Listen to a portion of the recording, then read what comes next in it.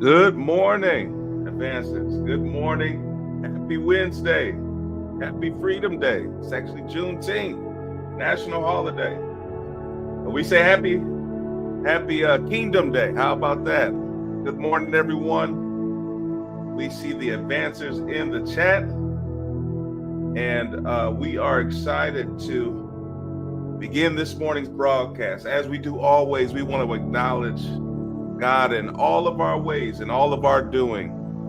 And today is just the same, that we acknowledge that Jesus Christ, He is Lord. I really feel in my spirit that we will testify that we're in our winning season, that we will testify today, tomorrow. We'll testify about these times, about what God did in our community. We are partakers of the blessing together. We're witnessing God move in our lives. The testimonies are coming. Listen, the testimonies are coming back to back to back. I'm getting DM messages about all of the great things that God is doing in the community. And it's an exciting time. It's an exciting time to be in the kingdom because God is seeing about you. This morning, we're going to turn our hearts and our minds towards Jesus, but we just want to welcome everybody into the community. This morning, I'm glad to see all of you here. I'm looking at the chat. I see Dr. Lakeisha. Good morning, Dr. Lakeisha. Dr. Denise is here. Joy, good morning. It's good to see you. Paula, good morning. Yeah, Michelle, good morning. Mia is here. Good morning, Mia. Kiari is here. Good morning. Kiari, are you going to be on Terrace and Friends? That's a good question. We want you to jump on the stage. Say it's too early to call me out. It's too early. Wait till at least after 7. Tim Williams, good morning. Good to see you.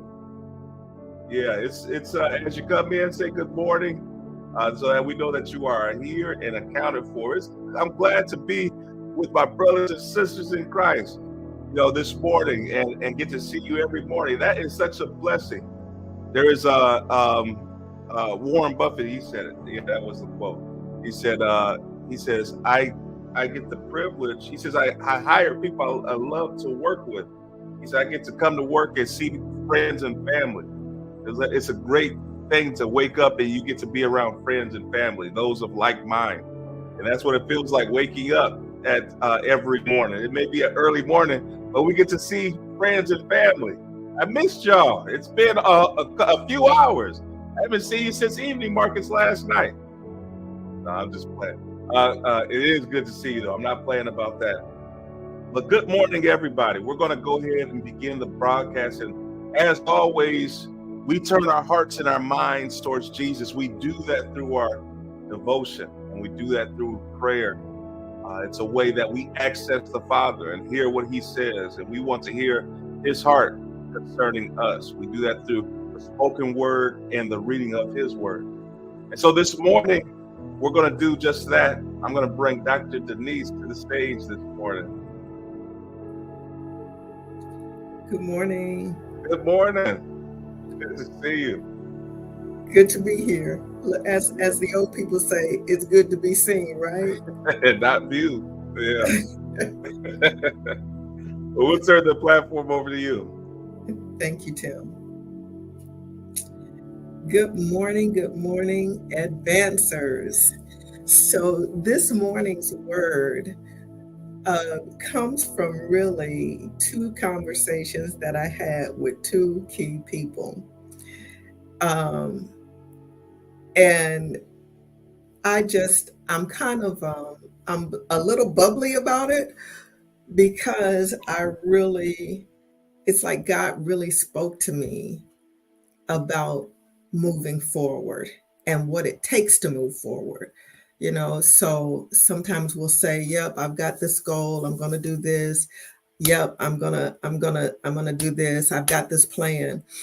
But until there is discipline, you will not receive the championship. So that's what we're going to talk about this morning. Keys to winning with discipline. So the first thing I want to kind of share is out of 1 Samuel 17:30, chapter 17, verse 34. And it's about David. But David said to Saul, "Your servant used to keep his father's sheep.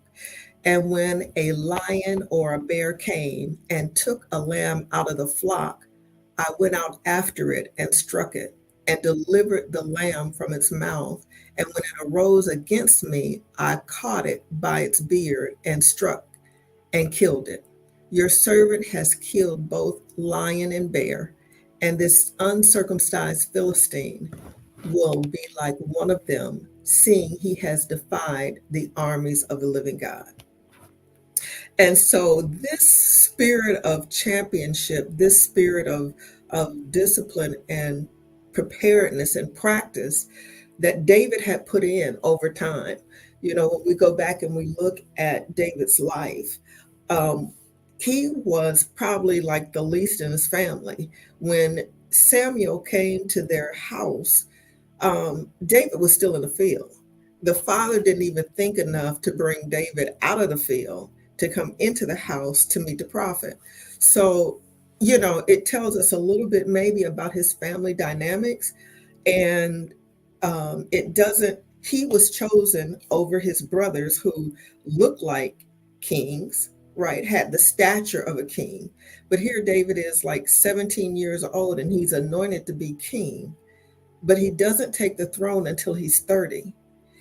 But those 17 years David spent in the field meant something. Those years that he served Saul served some purpose in his life. Those activities, those things, those tasks that he did, those battles that he fought prepared him to be a champion. It prepared him to lead others. It prepared him to be disciplined in his approach. He always was a man after God's heart. He put himself in a position where he sought the Lord for an answer most of the time before he did something. So when we look at this and being prepared, he said he was able to tell Saul, "I've done these things to prepare myself to face any other challenge that I might face. And these skills are transferable. These skills are transferable, and they're going to get me to where I need to be." David was assigned the task of caring for his father's flock. And we're not talking about like 5 or 10 sheep. We're talking about a flock. It could be 50, it could be 100 or more. And so when we look at having a responsibility for something, and in our case, I want to say having a care and a responsibility about our future, because we talk about that a lot. We talk about our future and what we expect that to look like, but there's preparation there. There's practice there. There's planning there. And you don't get somewhere without knowing the path. You don't just get somewhere without knowing the process, without going through a process. And I looked up the word care, and care is serious intention or consideration applied to doing something correctly to avoid damage or risk. We care about our families. We say we do. And we exhibit a certain care about our children. We want to see the best for them. But in doing that, we pay attention. We pay serious attention. We have consideration for the things and the decisions that we make, because it's going to affect more than just us. So again, care, serious attention or consideration applied to doing something correctly to avoid damage or risk. As traders, we know that's important. We've got to have risk management. When I first started off, I was like out there. Okay. I did not understand risk management, but I grew as I had to keep buying challenges, I grew to understand risk management, and that I could not just go in and do something, but I had to plan the trade. I had to plan my activities. I had to plan how I was going to enter and how I was going to exit, right? The other word that comes up for me in this is discipline. Discipline. Discipline is the practice of training people to obey rules or a code of behavior. Discipline is the practice of training people to obey rules or a code of behavior. When we are kingdom people, there is a code of behavior. There's a code of behavior. And there are certain things that we cannot circumvent because it is God's plan and how his character and his behavior, our behavior, has to be in order for us to carry the weight of being kingdom ambassadors. For us to say that we are ATK, advance the kingdom, that's our mission, not only collectively, but personally. We're all believers. So it requires discipline. A disciple is a disciplined one. A disciple is a disciplined one. And in a certain level, we are disciples right here. And so it just really set into me, if we are going to be champions, if we are going to wear that championship ring, if we are going to have that trophy and say we are champions and we are going to achieve the goals that we have set out for us, it's important that we are disciplined and we have care for what we are going after. We will say that we have goals. We all say that we have dreams, but are you hungry enough? And will you be disciplined enough to attain those dreams? Because we can say one thing, but they talk about your words and your actions need to line up. Well, do they line up in your life? And for a period there, mine weren't lining up. I was saying one thing, but I was not disciplined enough to produce the results that I needed to achieve my goal. If I say I'm a legacy builder, how am I a legacy builder? What things can I say that I've done or accomplished or put in place to say I'm a legacy builder? We got to think about these things. Yes, I totally believe that I create my environment by the words that I speak. Words are so powerful. The Bible tells us life and death is in the power of the tongue, right? And so I'm constantly reminding myself to speak life, but speaking without action is not going to work. And so, the Lord really requires us to put action with our faith. We're speaking faith, we're speaking words of faith, but it requires action. It requires care, attention, serious attention, and discipline. I'm going to borrow some words from Walter Bond this morning. And he gave this motivational speech, and it struck me to the core. It struck me to the core. And a conversation that I had yesterday, I'm going to share a little bit of that towards the end. And so Walter is talking about reaching our goals and what it means to actually be a person who cares about what's going on in your life. And he goes on to say, if you want to be more disciplined, you've got to care. You have to have passion about what you do. You have to care to the point that you put everything in place to win that championship, whatever that championship is for you.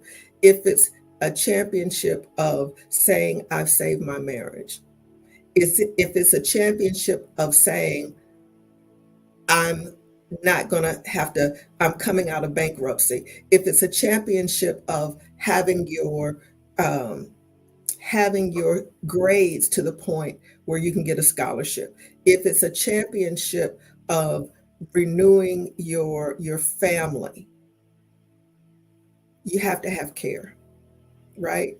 You got to care about those things, because the things that you care about, you'll put in the effort to make the change. The things that you care about. We say we are attempting to fulfill our goals. We say that we want to fulfill our dreams. But at the end of the day, if you don't care about it enough, it's not going to happen. It's not. When we look at the jungle, he tells this story about looking at the jungle and looking at a lion and a gazelle. And he looks at that as two types of people, the lion and the gazelle. And he says that the lion wants to live another day, and the gazelle wants to live another day. But that lion knows, if I go after this gazelle and I don't get it, I'm going to expend all this energy, and I'm not going to have the strength. If I miss it, I'm not going to have the strength to run it down tomorrow. I'm not going to have the focus, because I'm going to be hungry. I'm not going to have the focus to be able to catch this gazelle tomorrow. But the gazelle knows that if I can elude this lion, right? If I can elude this lion, I can live another day. And the lion is saying, if I can catch this gazelle, I can live another day. Both of them have strategies. Both of them have the wits and the plan and the technique, and it's innate in them. It's not something that they have to borrow, but it's innate in that particular animal, how they will maneuver. And so either way it goes, both of them want to live for tomorrow. Both of them want to live another day, but how will they get there? We have to look at how we want to get to tomorrow. We have to be strategic in what we do. We have to think about the aspects and the components that will get us to our goal. And so I'm going to give you a couple things that will be keys to your winning through discipline. Discipline as a foundation.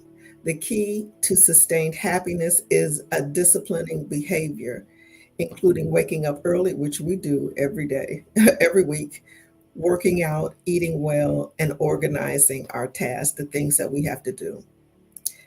Number 2, consistency and effort. We got to show up and put in the work consistently without making excuses and expecting immediate results. Without making excuses and expecting immediate results. You got to show up. You got to be consistent in the effort. We're not going to win the race if we decide, if it's a 440 and we decide at the 100-yard mark, I'm done. But you were called to run a 440, not the 100-meter dash. You're not gonna get the championship. You got to be in for the long haul. You've got to be in for the long haul. The importance of focus, number 3, the importance of focus. Maintain focus and avoid distractions, like paying attention to popular opinion. Stay committed to your goals. When I think about this, I think about how many times we get distracted with little things. Even disappointment can come in to distract us from where we want to go. Somebody say, "You still trading?" Yeah, I'm still trading. Yeah, I'm still trading. Oh, you're still paper trading? Yeah, I'm still paper trading because I'm perfecting my craft. Yes, I am. There is nothing wrong with paper trading, because it's better you trade paper than trade a challenge and not be prepared, right? So it's all about the preparation. Importance of focus, stay focused. The value of care. Caring deeply about your goals and outcomes is crucial. Without passion and concern, it's easy to give up. It's easy to give up because nobody said it looks easy, right? It looks easy. When we get on the screen, we're like, oh, I can do that.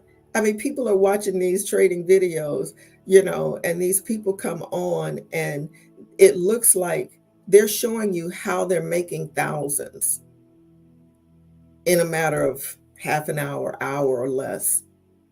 They're showing you that. The possibility is real.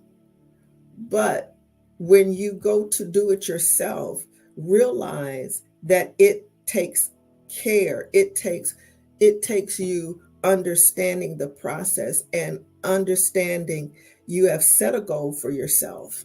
And it's crucial that you walk out the course.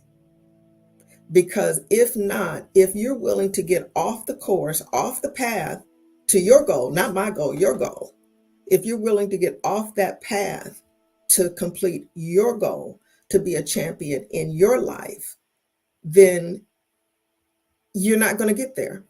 I can't do it for you. Nobody can do it for you, but it has to be in your mind that you are so determined. You are so determined to win that nothing else is going to get in the way. That's just the bottom line. We are in a society where people will pick up and drop stuff because it's hard. Don't be that person. Mental toughness. Number 5, mental toughness, developing mental resilience and a never give up mentality is essential. You've got to push through discomfort and challenges.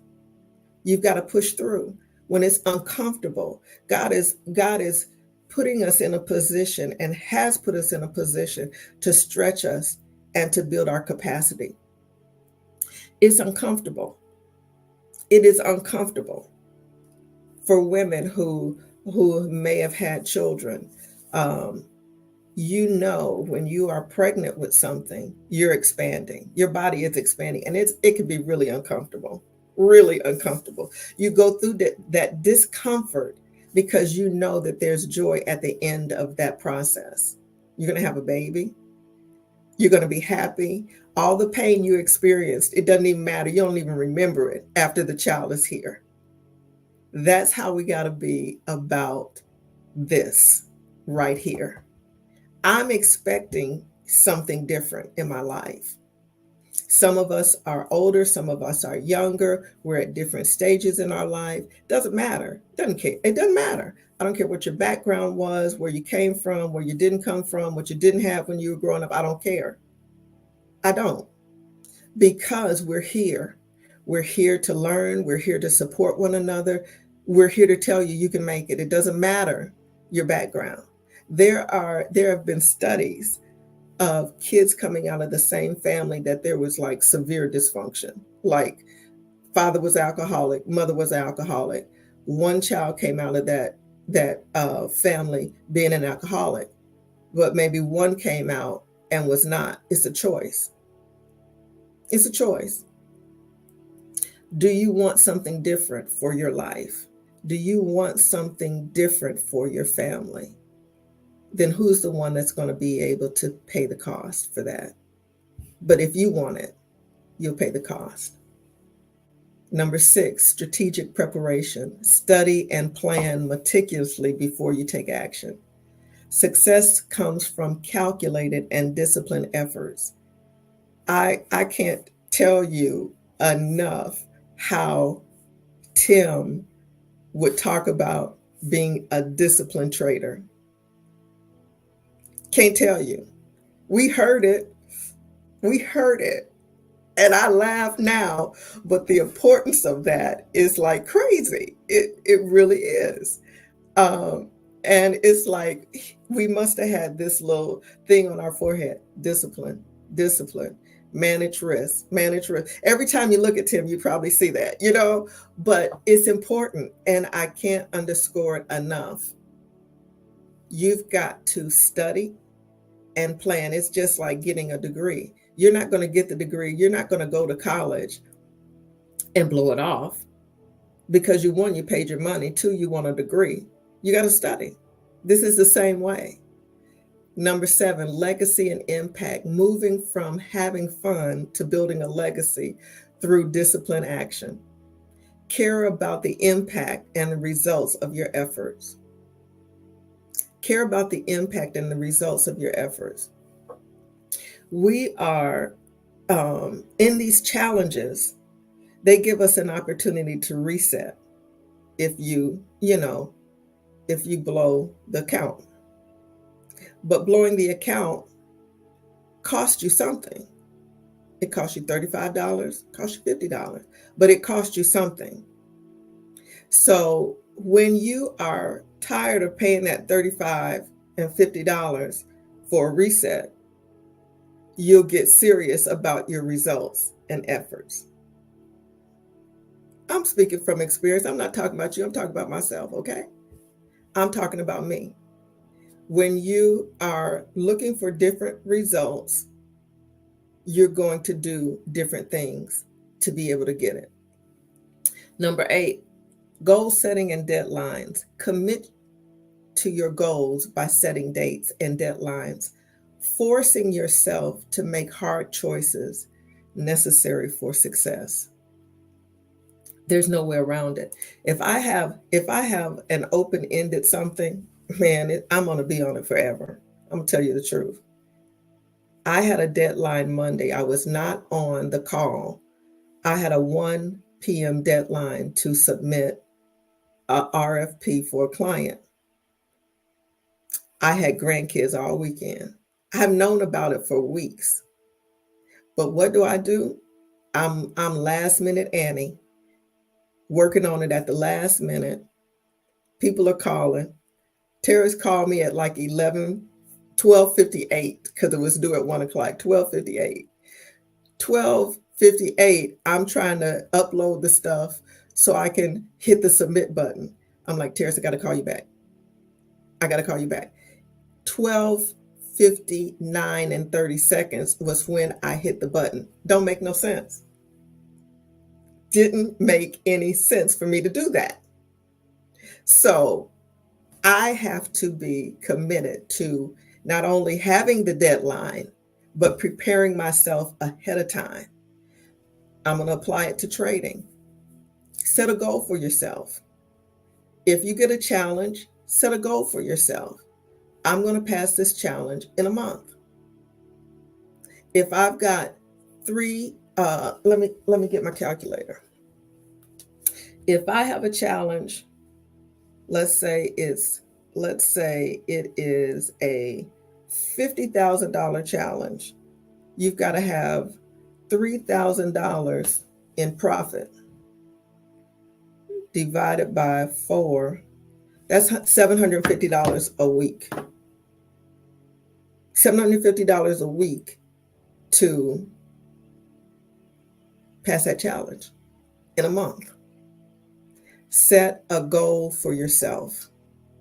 Set a goal for yourself. Be disciplined about that.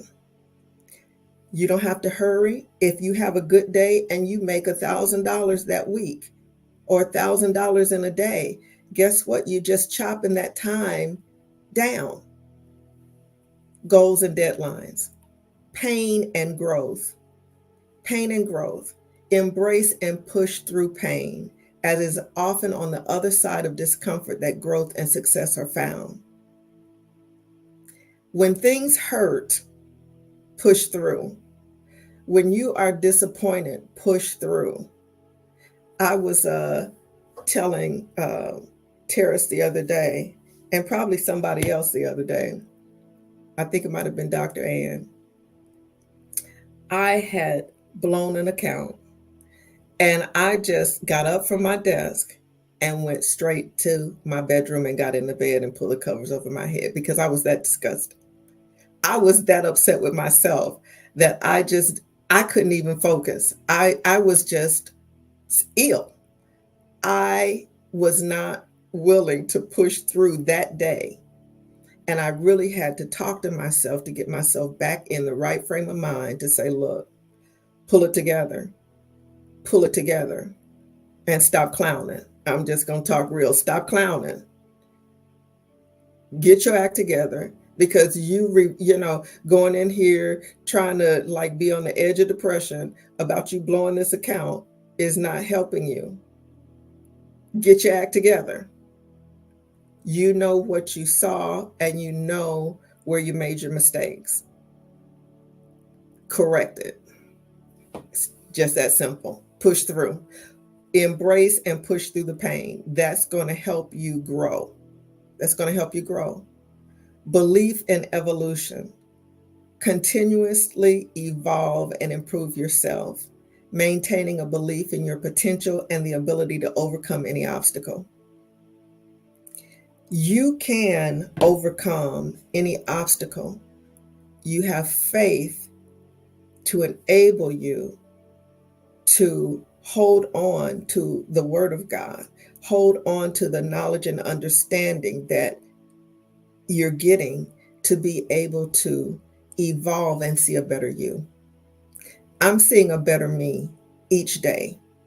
I'm trying to go back and refine my trading strategy to the nth degree. I'm going back to look at little tiny things that I might have missed, or what do I see in this chart that seems to happen frequently. I'm looking for those little things to help me better myself. So I just want to encourage you, use these principles as keys to build discipline, to achieve your goals. Lastly, I'll say this. We're believing God for millions. We're believing Him for millions. We're believing Him as kingdom advancers and kingdom people that will be able to build a legacy and have the finances to not only cover our family, bring our family into a different place, but also to advance the kingdom. I was not being responsible. And I'm thinking about this, and I'm thinking about some of the losses that I suffered in my challenges. And I clearly remember the Lord sharing with me and me going to the Lord, kind of crying about it. But He showed me in the Word and in my life, lining those two things up. They weren't aligned, because I wasn't looking at the money and the challenges as real money. And so the tendency to blow it or overdo it was there. And it was not a respect for the money that we're trading. And because of that, I didn't have respect for that. I would not have respect for the real profit that I would make on a funded account. And so he reminded me that even though this is not real, it's demo money, you have to treat it like it's real money. You have to be happy and excited about it, but you also have to be careful with it. So when you're trading and you have a $3,000 day, that's a good day. Stop. If you have a $5,000 day, that's a good day. Don't go back in and blow it right away. Don't. It's like, treat it like it's money in your bank account, in your checking account. And tomorrow, do you want that same amount in there? You sure do. You don't want to be in an overdraft and get a bank fee. You don't want to do that. So treat the money in your demos like it's your real money. Be a good steward over it, right? We want to be that person in Matthew 25 and 21 where the Lord says, "Well done, good and faithful servant. You have been faithful over a few things. I will make you ruler over many things." Enter into the joy of our Lord. Let's pray. Father, we thank you today for life, health, strength, and a sound mind in Christ Jesus. We thank you, God, that you have given us all things that pertain to life and godliness. We thank you, Father, that you have called us into your family. You have adopted us as your children, and we stand to inherit the kingdom. We are kingdom advancers. We are champions. We are victors through Christ Jesus. We obtain the promise that has been given to us that we will be a legacy builders, that we will advance the kingdom of our Savior. We will impact this world for the kingdom. We thank you, God, that you give us the stamina, the capacity, the ability, the mind of Christ, the mind, the wisdom, the understanding, the knowledge to do what you've called us to do. We will not give up. We will not turn back. We stand victorious in Christ Jesus this day. In Jesus' name, amen.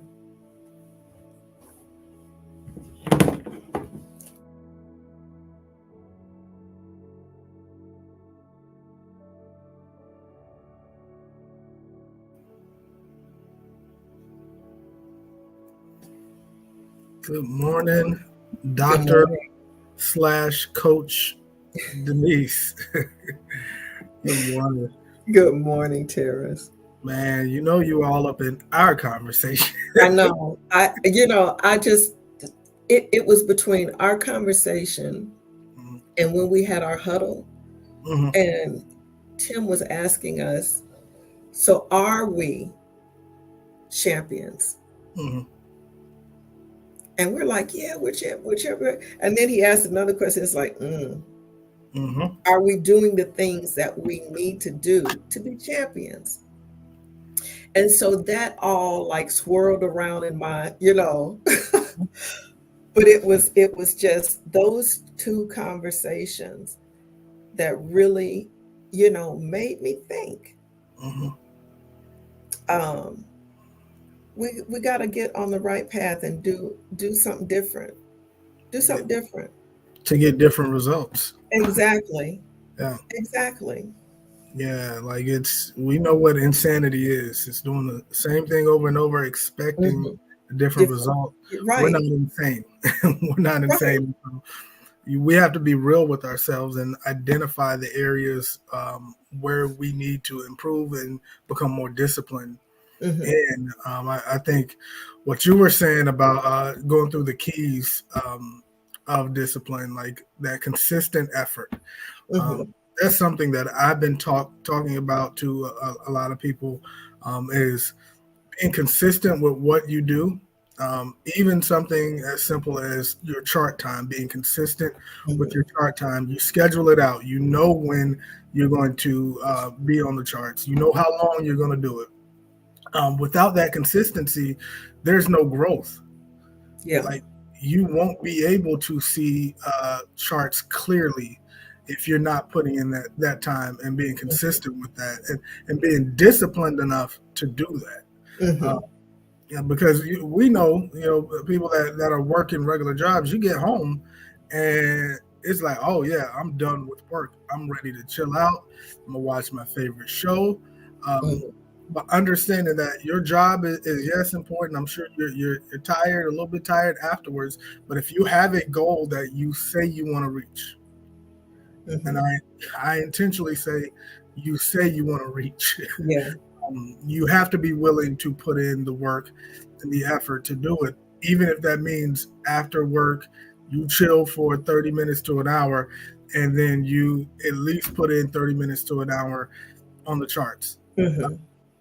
You have to be disciplined enough to do that. And, Your favorite TV show will be there. Record it.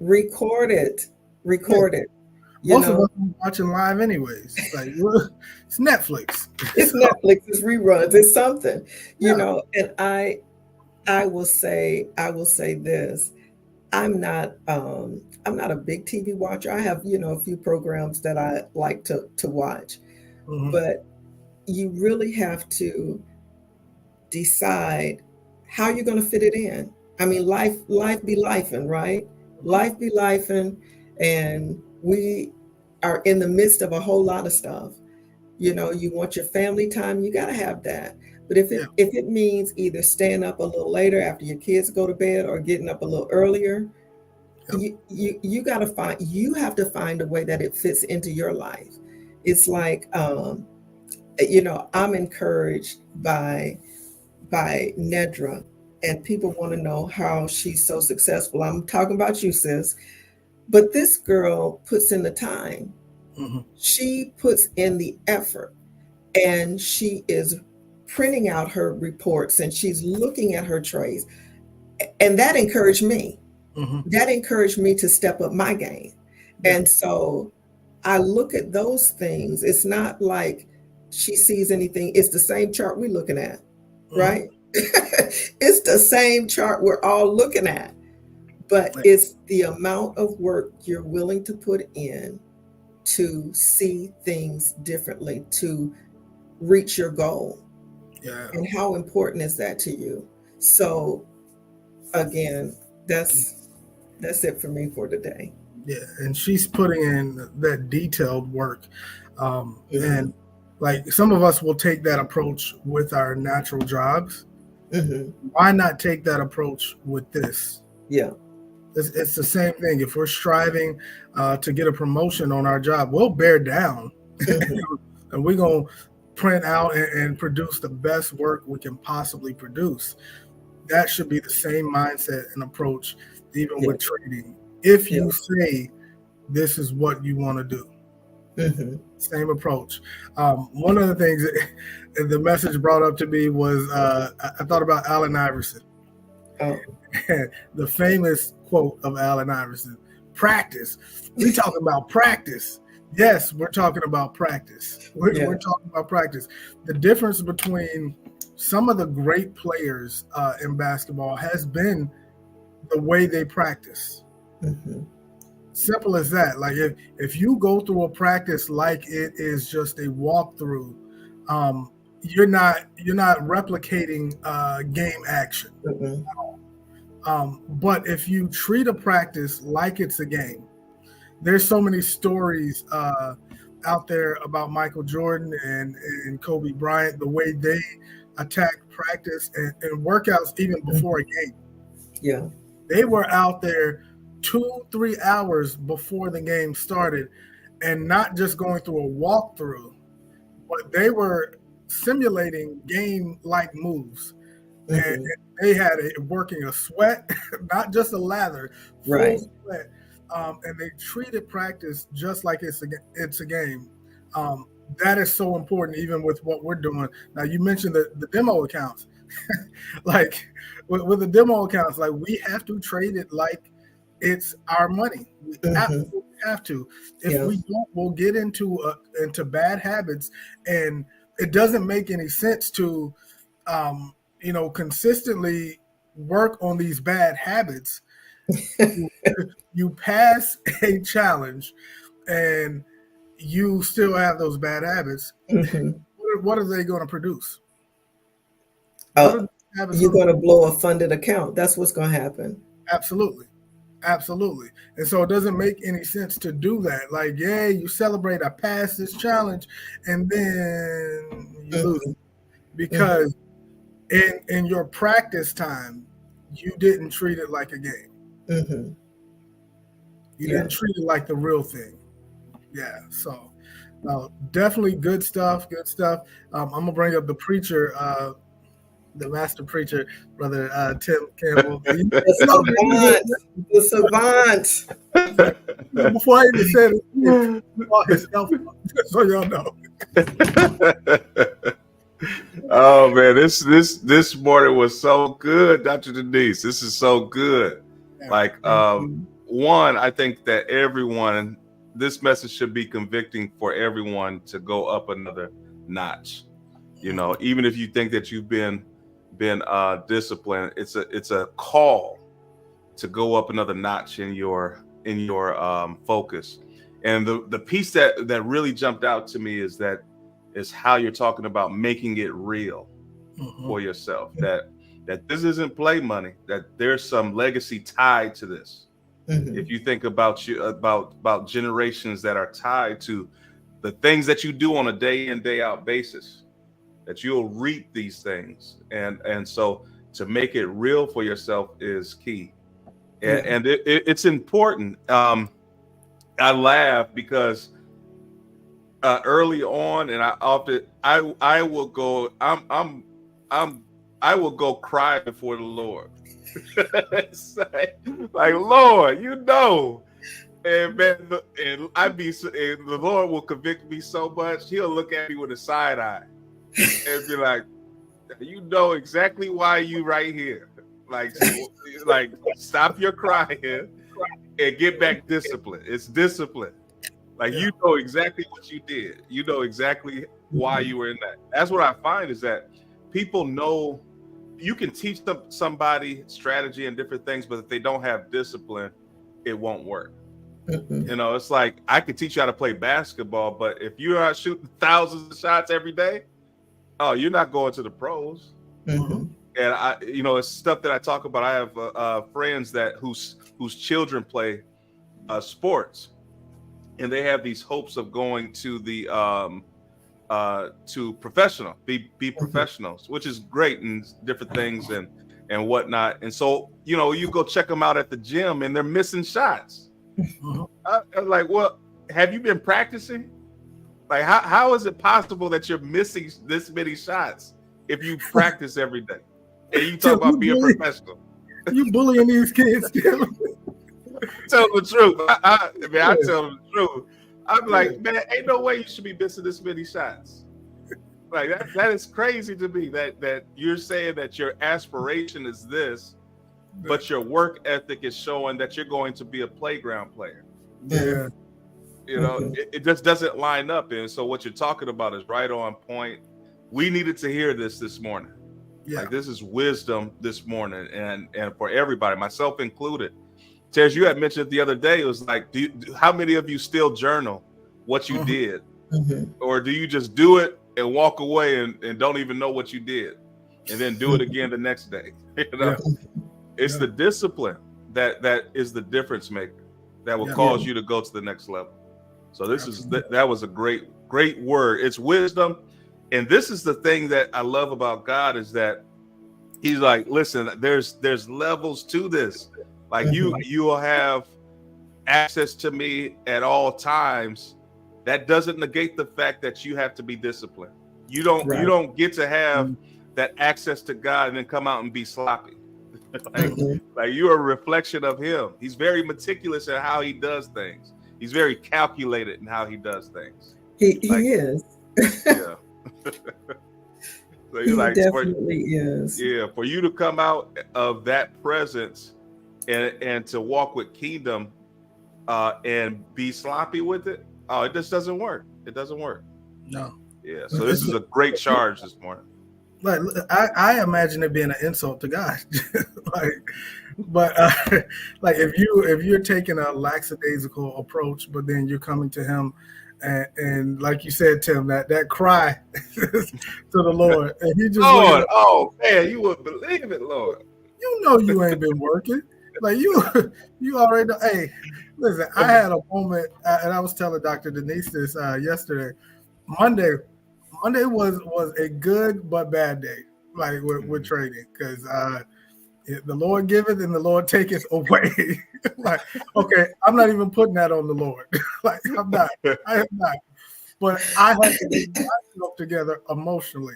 Like, even before we met up, Tim, I was just like, Jesus. Like, I came to the Lord, and it was just a silent cry. It wasn't even audible. I knew not to make it audible. Like I already knew. Oh man. And I was debating. I was like, do I go to the Lord for this or not? I knew not to go to him, but I sat in the house and I put the praying hands together. I said to myself, what am I doing? Oh no. Oh like, man. You don't have to help me with this. But what he said to me, even actually as I was driving over to your house, Tim, he said, can you handle what I want to give you? Mhm. And like the Lord will just ask rhetorical questions. Yeah. He knows the answer to it. But like out of honesty, I said, no, I can't at the moment. Mm-hmm. Because I see certain areas, even with greed starting to seep in a little bit that I didn't know was there.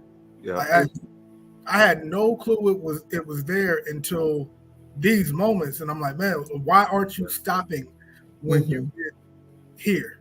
You know what your goal is, what's causing you to continue to place another trade. And so I literally I said, Father, I'm gonna surrender back to you. Yeah. I'm giving you permission to work on this guy right here, this flesh, and take those things out of me, because listen, last thing I want is to get to a certain level and something as small but as big as greed take me out. I love that. Yeah. Terrence, when we were talking about it, Nedra and I had the same conversation, right? So all three of us, like, right there.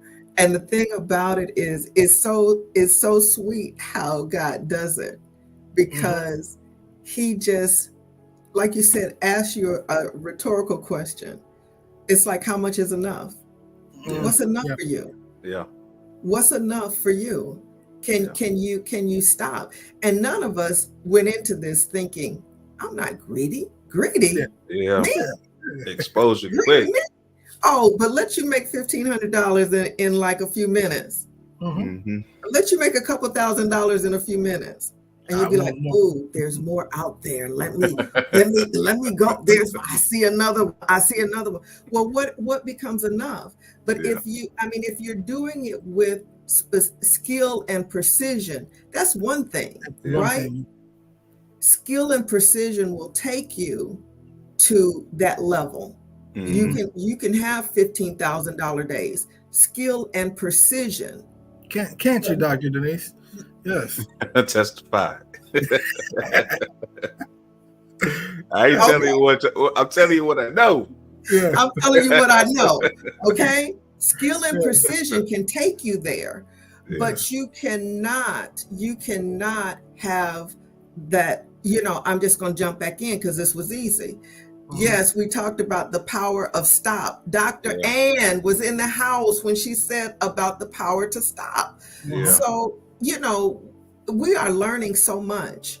We are learning so much, and so much about ourselves. If you really take this in, you will learn something about you. About you, because God will show you where you are exactly. If you got pride, if you got greed in you, whatever it is, he's going to put you in situations where he can bring it out, and he's only bringing it out so we can make the correction, right? That's true. That's true. Absolutely. Absolutely. Wow. Hey, y'all, we got a special guest this morning in the backstage.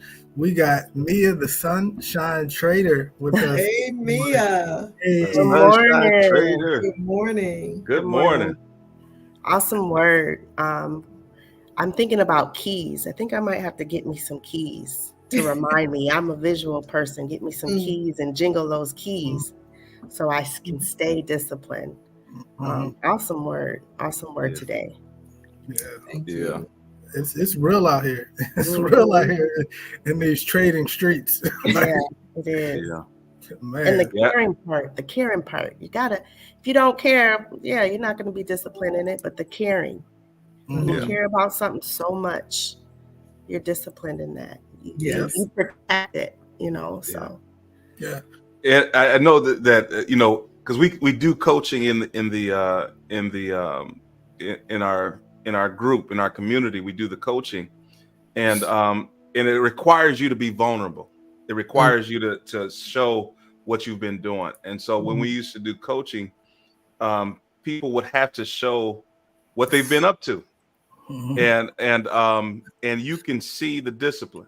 You can see if it's something where you'd be like, okay, why did you take why did you take 70 trades this week? It's not 70. It's like, it's like, why did you do that? And so for the individuals that said, you know what, I've been undisciplined, let's go on a diet.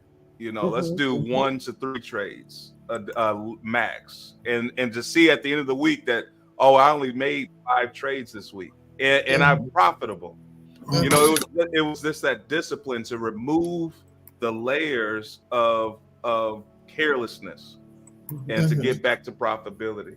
And so many individuals will be successful on the other side of discipline. That's all it takes. Like, it's not a matter of, oh, I'm not seeing the market right. It's a matter of you just being disciplined. Like, if you're not seeing it, then just don't trade. And something has to click to say, I'm not doing that. And here's the thing, because you mentioned Allen Iverson when he said practice. Like, it was funny, but at the same time, you have that propensity that you could be so good, and see the market so well that you don't think that you need to do the stuff that made you get well in the first place. Yeah, like you could be like, I see the chart, I do this, so I don't need to do chart time. I don't need to back test. I don't need to. And I was like, no, you have to continue to refine that skill. There's always something that you can work on and get better at. Yeah, absolutely. And not being satisfied with where you are, like just knowing the fact that you can get better. That is a driving force for a lot of great people. It's like, yes, I'm here. I'm at the top of the game, but I want to stay there. I want to stay there and have longevity there. And the only way to do that is to practice and to put in the effort. So, that's awesome word, Dr. Denise. We all needed it. You got to go back over this this word and rehearse it and create a game plan for yourself. There's nothing wrong with allow God to make you new again. If you've been off course, allow God to refresh you and make you new again. Start over. It comes a time where you just get tired of paying for new challenges. Why can't I be disciplined? Right. And take it serious. And so for everyone, spend that time being made new again, saying, okay, this is a turning point for me, that I got to do this different. I got to stop doing these things that cause me to keep starting over. Like, why do I want to live to start over again? You don't want to keep having to start over. Like, let's build on a solid foundation, and that part of the one of the building blocks of solid foundation is discipline. Absolutely is. At full transparency, like me and Dr. Denise were talking about this. Have y'all ever had a morning where you just killed it? You were up like $5,000, and then you gave it all back? Oh yeah. Yes, I've been there. That is the worst feeling ever. And when you're in it, it's one thing, because it's almost like you have an adrenaline going, and you're placing these trades. Okay, I lost on this one, but I'm gonna get it back. Boom, boom. After you've lost everything you've gained, then reality sets in, and it sets in, and you're like, what did I just do? Like, why did I do it? Yeah. And it's at that point you can say, I should have stopped. But it's like too late. It's too late, I don't know. I haven't been trading long enough to have longevity of like the one gentleman that traded for 15 years. I've been trading for about 4, and so I don't have the longevity in the 4 that I've been trading. That never goes away. Like you always have to be cognizant that I have the propensity to go off course. Yeah. And if I don't show up today and be disciplined, then I know I can resort back to that type of person. It's like week in and week out, you day in and day out, you can go off course. It's like it's not you can't take a day off of that. That can come up at any time. Whether you're experienced or whether you're new, that can come up at any time. Yeah. You know? Yeah. Man. Sobering. But yeah, it is. But it's a muscle that has to be worked. Right. You have to exercise that muscle. And so you don't have, it may not be just a full-blown everything abrupt, how I'm changing everything. It could just pick one thing this week or today to be disciplined with. It's like, I'm going to make sure that the TDI is right here when I'm not going to do anything until it gets right here. Or just pick one thing and then you can add on to that. Like, I'm going to be disciplined about keeping a journal of my trades or back testing what at least sit down and just journal about what the day was. Like, what did I do today? Like, do you remember the trades that you took yesterday? And what the pros and cons of it. It could be something as simple as that. Mia said, "Yep." I remember the trades I took yesterday. Oh, I remember those. I think Michelle said, "Plan, set the goal, be disciplined, manage greed." Setting that goal, sticking to your goal, and everyone's goal is maybe different, but what I'm working on is just really setting a financial goal for the day. Not having my financial goal, hitting it, and being done. Now, on the flip side, if you're not hitting your goal, it needs to be two goals. Let me say that. There's a goal on what you want to make, but then there's a goal and a number that you have in mind as far as how much you're willing to lose for the day as well. And that's the risk management that comes in, because I know you got this $3,000 goal, but if you're down $2,500 for the day, you might not want to keep trading. But in our minds, we're like, okay, I'm one trade away. I'm just one. Like, I'll get it all back. Right. You can possibly get it all back, but listen, you're pushing it. You're pushing it, buddy. So, yeah, for sure. Yeah. For sure. It's just, I think there are so many lessons that we've learned over this past year and a half, 2 years. And if you really take those to heart, you will be successful. Yeah. You will be a champion. And, each day we're growing. So I look forward to seeing our newcomers, rise up through this path and progress on this journey. But we can definitely say we are a bunch of real people, real. So the exact things that others are experiencing, we have, and we will. We've been through it. So we're here to, be that testimony. We lived another day and we can talk about it. I was one of the advancers that came over yesterday was with my wife, and we were talking, and we were talking back and forth. We were like, it kind of the same conversation of starting and gaining consistency and the discipline that it takes. And she was like, well, it's almost like, God, just give me the millions, just let me skip the step. But I was like, I appreciate God for allowing me to blow challenges and different things, because God's more so concerned about the character development. It's not what you hold in your hand, it's what you hold in your heart that matters. And he's more concerned about that character development, making you into a person that can handle, like what Tara's saying, can handle what he places in your hand, because your heart isn't contaminated with a lot of different things. Right. Come on, Tim. Yeah. It's good. Yeah. These secret meetings. We need to talk about your secret meetings, Dr. Wasn't it? I saw her message. I was just gonna skip over that. and ignore it. But if you want the smoke, Keisha, Keep it up. Keep it come up. on, We keep it up. got a clip full. A clip full.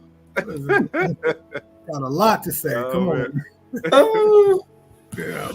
Oh man. all good, all good. Well, good people, it is 7:15, or as some people in the South say, 7:15. We are going to move into our headline news. So I'm going to turn it over to Mr. Tim Campbell. Yeah. Headline news. Cool. Let's do it.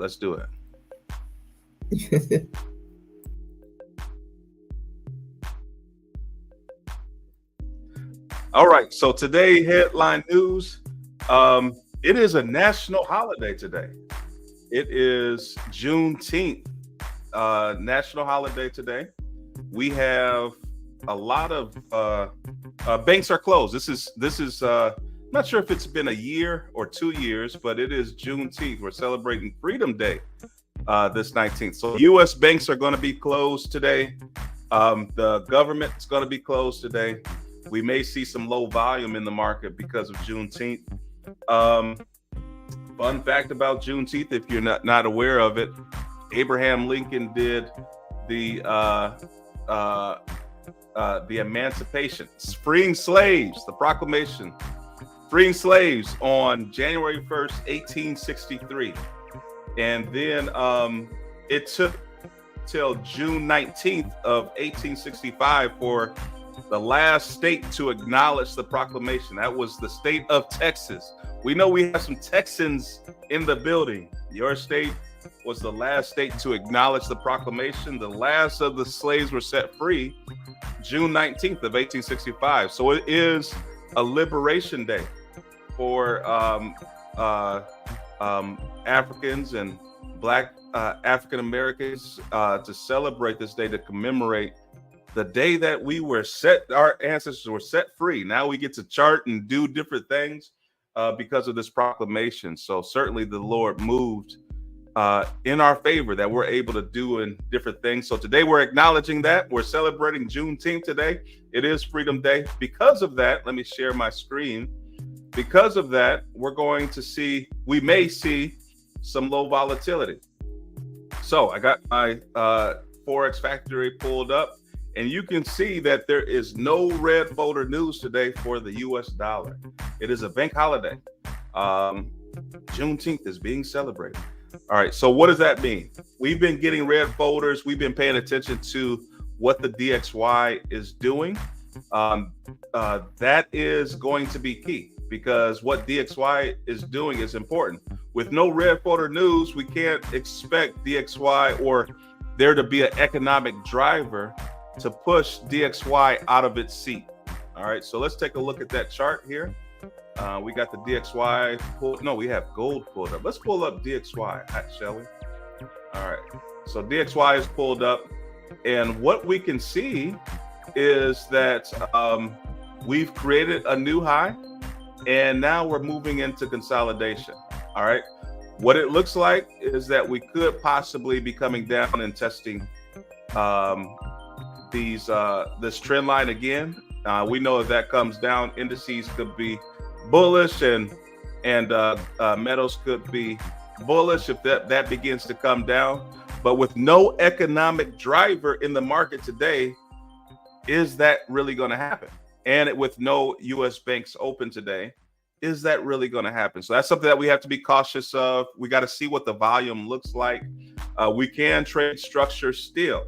But if you're expecting a big spike today, you may have to wait until the market opens after rollover to get that kind of spike. So that's something that we're going to pay attention to today. Remember, it's a bank holiday. Remember that volume may be low and that you may be seeing the charts right, but we got to wait for some economic driver to move the market. So that today is your headline news.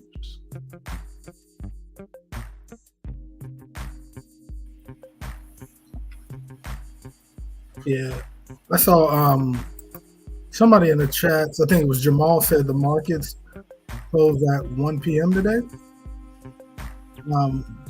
And I'm trying to see if I can find that info somewhere else as well. Yeah, it may be broker specific too. Yeah.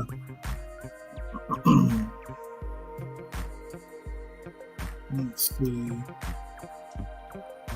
As everybody's typing into our assistant Google is the That's best exactly assistant.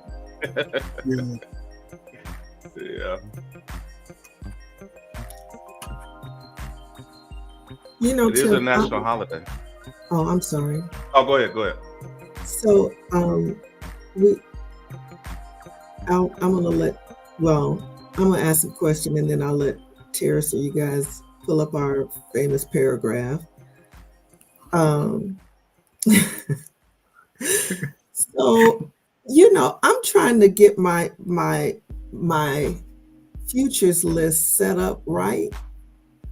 And I've like got 4 or 5 NQs on there. I'm trying to figure out like which one do I need to be using? September contract. We're in September. Yeah. September contract. Yeah, if you were in the June one, June is still, you can still trade June, but June is almost at the end, so everybody's jumping over to September. Yeah, and it's starting to get choppy too on June a little bit. So September, I just did a cleanup yesterday. My charts is horrible. I said last night, I'm like, okay, I'm going to delete all of these because some, you know, I'm not really using. I want to look at them to see how they move, but I'm like, what am I trading here? What contract? And then are you guys using, because they got a E-mini, a micro E-mini. I'm all about the micros. Micro E-mini or micro? Is it a different? Well, mine says micro E-mini. Okay, micro E-mini. Yeah, but I'm sure micro is the same thing. And I'm more so concerned with that it says CME, the Chicago Mercantile Exchange. Yeah. Okay. That's really the main thing. Yeah. As long as that and has micro.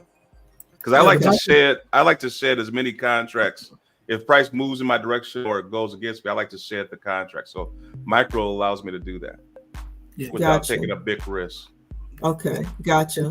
Denise, I know you trade minis though, right? I have traded minis also. Okay. Let me see what my Dow was an E-mini. Okay. My Dow was an E-mini. Yeah, that's the full contract. Yeah. I've switched over to the micro. I think I started off with minis. You can do the same thing, but you can control your risk a lot better with those micros. So I think I've been doing micro. Is that why I've been making so much? Because of the. Oh, you probably been doing mini. Oh, minis. Yeah, you've probably been doing minis. Yeah. Okay. Yeah. But you can do the same. You can do the same thing if you want to go in with 10 minis on the micro chart. It's just going in 100. 100 micros equals 10 minis. But that flexibility all in between. Sometimes I just go in with 20 micros. Like sometimes I'm with 10. But and I think I switched between one, and because I was stuck kind of on that mini, the 10, then I had to kind of learn to adjust to that micro mini. With that difference. So okay, got it. Thanks, guys and gals. Yeah. Let's throw up this disclaimer here. All right, good people. People out there in TV land, take a moment, read the disclaimer. Trading does involve substantial risk of loss, and it is not suitable for everybody. Biggest thing is this show is for educational and entertainment purposes only. This content, it's not financial advice at all. So trade at your own risk. We are not liable for any losses. We're not liable for any wins that you take as well. But make sure you are researching yourself. You're learning how to chart yourself. And take a moment to go through some of our training videos on the page. So you make sure you're learning exactly what to do, how to do it. It's cool.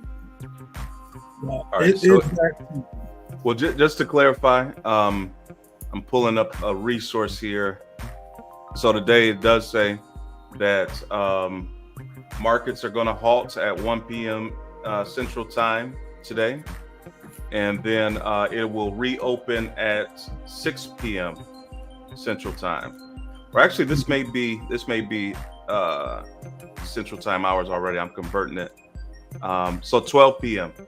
A 12 p.m. halt, a 5 p.m. reopen today. And then it looks like New York Stock Exchange and NASDAQ will be closed today. If we're looking at those, so we may see that low volume today on national holidays. It may have been, I know it's an afterthought, but it may be something where we'll see what the volume looks like and make decisions from there. I just wanted to share, Tim, your evening classes have been very good. Mhm. I did get in on a sale for Nikkei last night. I was wondering, I was going to ask that who got in on that sale, because it turned around. I mean, it did exactly what we said it was going to do.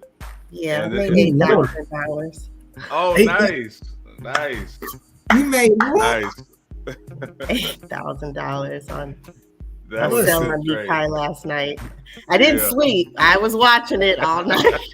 Well, you had to, because I Yeah. did the same thing. It's like you had to wait till like 10 o'clock or something like that for the sell off to happen. Because I just wanted to see if it tested that level on the 15-minute, and then it did, and I was like, okay. All right. Hey Tim, you want to share that, because I was not able to get on last night, but that's awesome. Yeah. Man.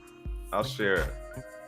Hey, before we do that, let me. go into. We cannot go to the chart. Yeah, without Bobby. this. Oh yeah, red zone. Yeah. It is.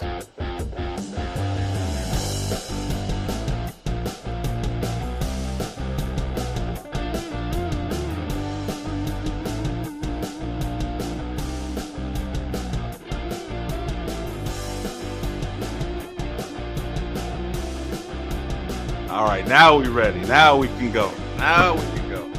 Let's go. Yeah.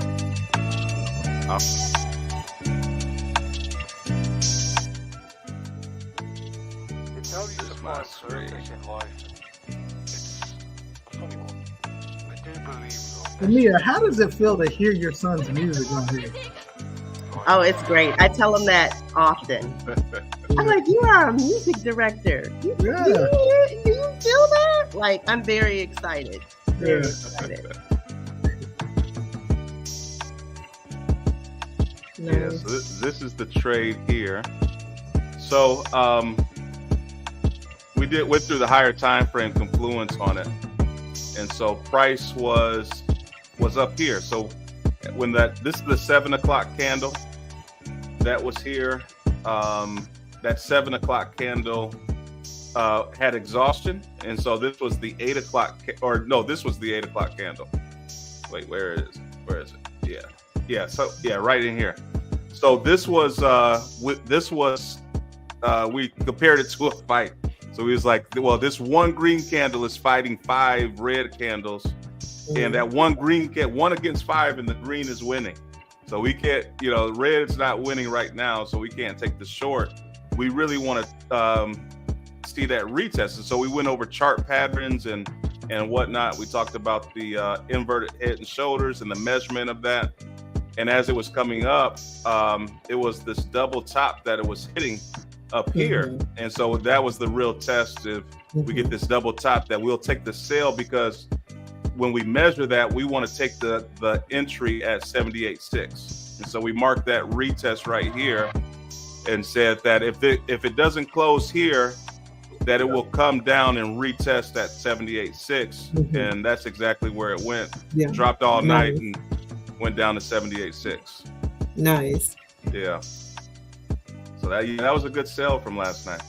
Nikkei has been pretty consistent with the night market. You guys marking that up and being able to take those trades.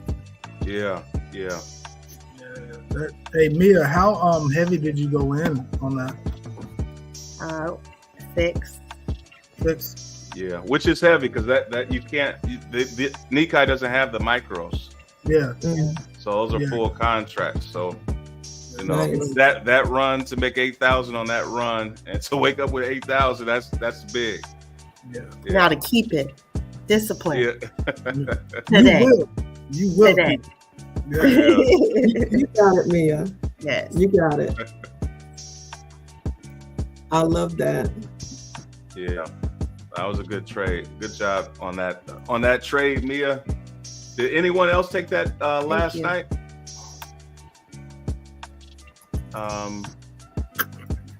No, I did not. I was watching it and then I went to sleep. I really wanted to get it. I probably should have done a limit order. Yeah. But yeah, it based off of that retest. Yep. Yeah. That was a good move. Really good move. And honestly, I probably wouldn't have taken it if I had to get up this morning and go to work because I was up. I woke up at 1. I was checking that hour chart. Because I'm gonna watch this trade. Yeah. My favor. Praise God. Did you go into a lot of drawdown at all, or No, not at all. Yeah, that had no drawdown. When we ended the call, it was right up there. This next candle had opened up. So the green had pushed up there. This next candle here opened up and it didn't, no drawdown from that point. The rest of the way. Yeah. That's beautiful. Yeah. That's a good trade. I was thinking about entering into the buy at 78.6, but it still looks bearish. So I'm going to let it slide and see how far it goes down. 78.6 was the target, but it may slide a little bit further than that. Yeah. Hey, we got Kingdom Trader back with us this morning. Good morning. Welcome, sir. I got yeah, that's right. I got questions for Kingdom Trader. What do you trade and how often? Are you a scalper or are you a day trade? Are you intraday or do you swing trade? What's your trading style? You got a lot of insight. You've been trading for 15 years. Was wondering that. Yeah. Let us know. Looks like Dr. Ann took a small buy.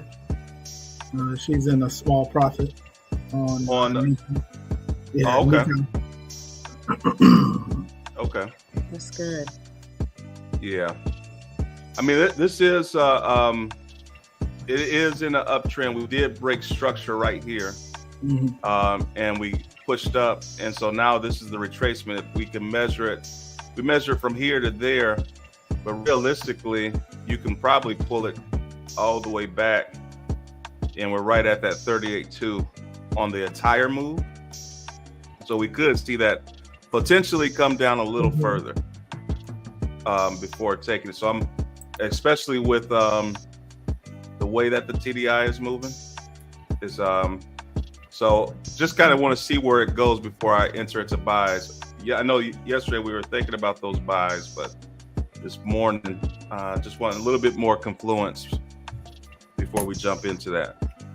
Yeah, I know on the 4 hour we've got a buy fair value gap that is right up against, and so we've got some reaction off of that already. I'm looking left to see if there's anything else at that level, but yeah, that's one I'll continue to watch. Yeah, we're trading below the VWAP right now. So we can definitely we may come and catch that again. Yep. Then it depends on what volume does today too. If is the market going to be moving? Is the DXY going to be moving today? Yeah. Yeah. They say I trade intraday NQ. Okay. Is useful for any and all markets. I prefer to stick to whatever is liquid. I'm not really a desert trader. Yeah. That's good. NQ. Well, we want some, if you see something on NQ or if you see something that you're looking to take today, let us know so we can take a look at it. Yeah. All right. All right, let's jump over. Yeah, so DXY that I'm really looking at, is DXY going to come down? It's going to retest this last area it's really here. Retest this last area, but are we coming down today? That's what it looks like, that we're hitting this downtrend. But if we create this double bottom here, we may be coming back up. Yeah, if it's wet, I'll make a bet. Yeah, we don't want to dry trade.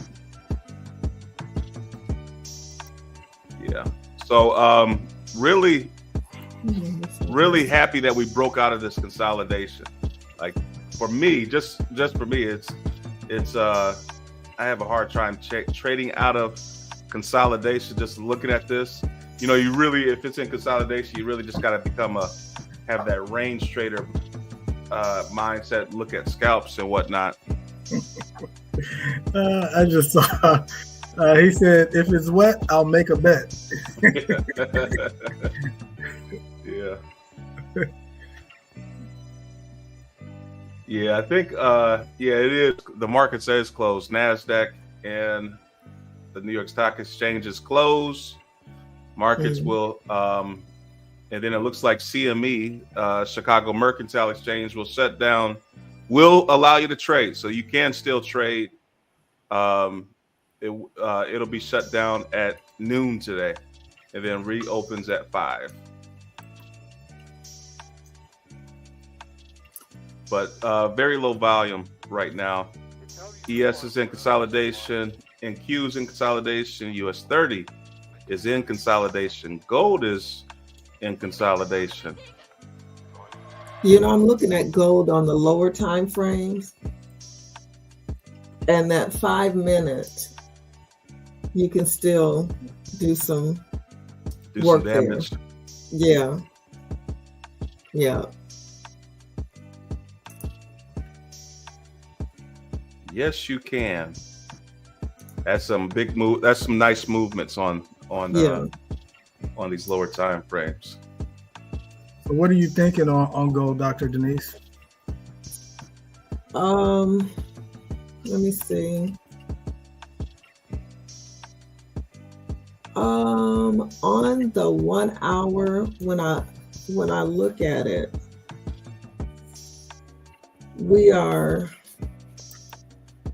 that RSI is like right in the middle, but if you look at the 4 hour, I think for the most part, I'm gonna say what I said yesterday. I think we're gonna see consolidation until tomorrow, but my targets would definitely be let me look one thing here.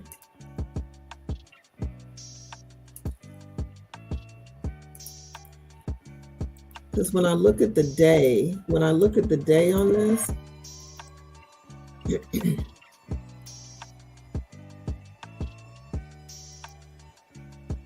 when I look at the day, I kind of think we might go a little lower. Mm-hmm. When I look at the day,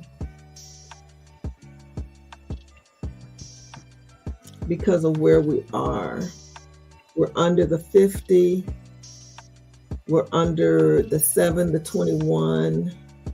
Let me see, where is the 200? The 200 is below. Yeah.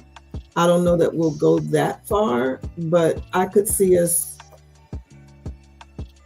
maybe going back to retest that peak on the daily. So, you know, we're right underneath there. So I think that's what I'm thinking, that we'll probably drop a little bit lower. Now that would be a significant drop if we come down to that 200 down there. Yeah, I don't know that we'll go that far.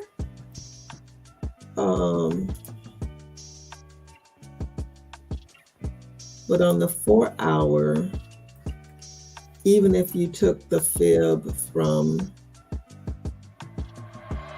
that's June 7th.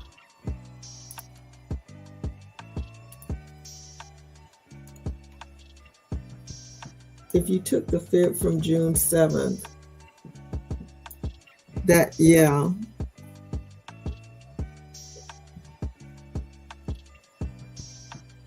Because you're right at the, you know, you haven't been able to pass that.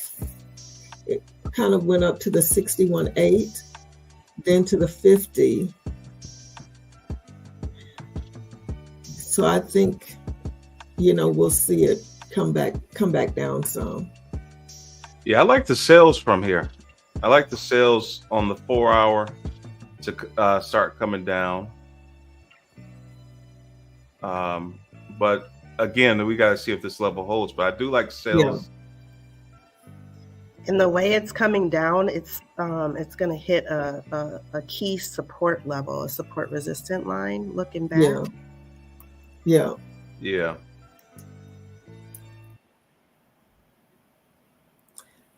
Yep, it's like that 23.6 is like support resistance there. Mhm. It tells you to find purpose in life. It's a funny one. I do believe your destiny is great things. Will you make some more for me, Zig? All right. So if we're thinking about, we got this head and shoulder pattern right here. We do have a neckline right here that we can possibly retest. Yeah. Once we get up here, that may be an area that we can look at sales. And we've been wicking out around this trend line. So I got that trend line up and potentially could be into a short position if it comes up in this area. Actually, the retest is right around here. But we definitely want to pull a stop loss above those. But looking at that as it comes up to the retest.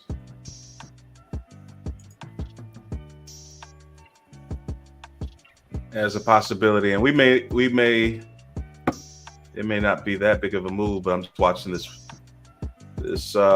probably want the 5 minute is divergent right now, so you probably want that to play out first, so that divergence gone. So that's right around the 5 minute 50. So this divergence on the TDI may play out to the 50. Then that would be the place to take the sale, because that would be the retest area. Mm-hmm.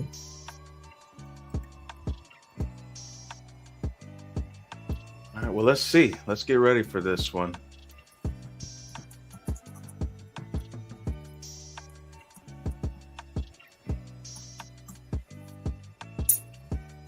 Oh.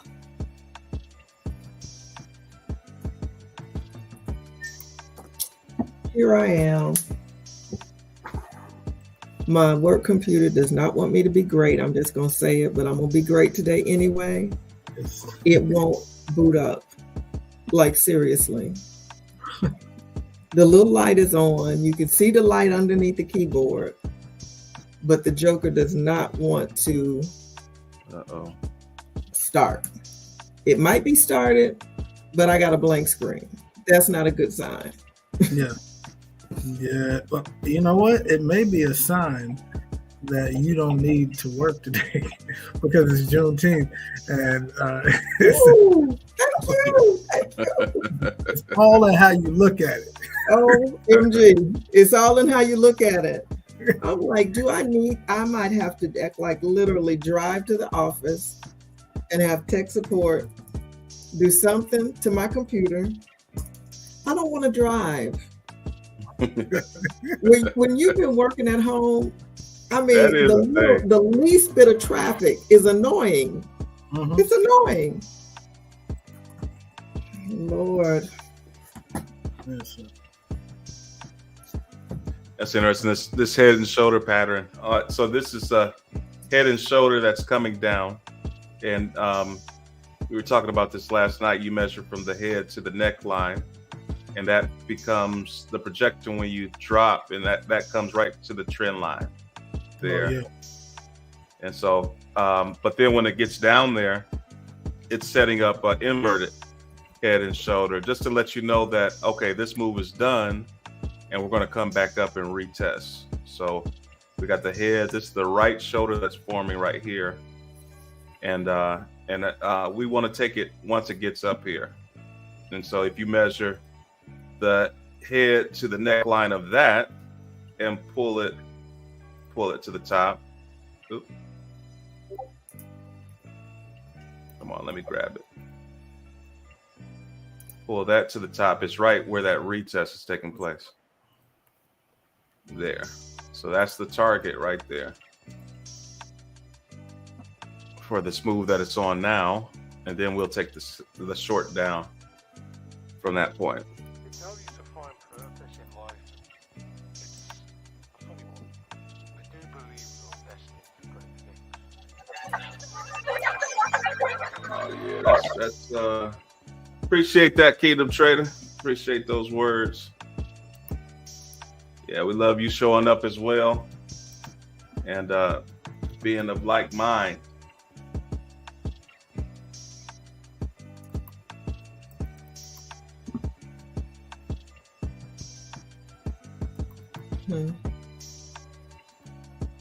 He said, "Get a military grade laptop. The way you're putting in work on it." I need one. Oh yeah. All right, here it comes.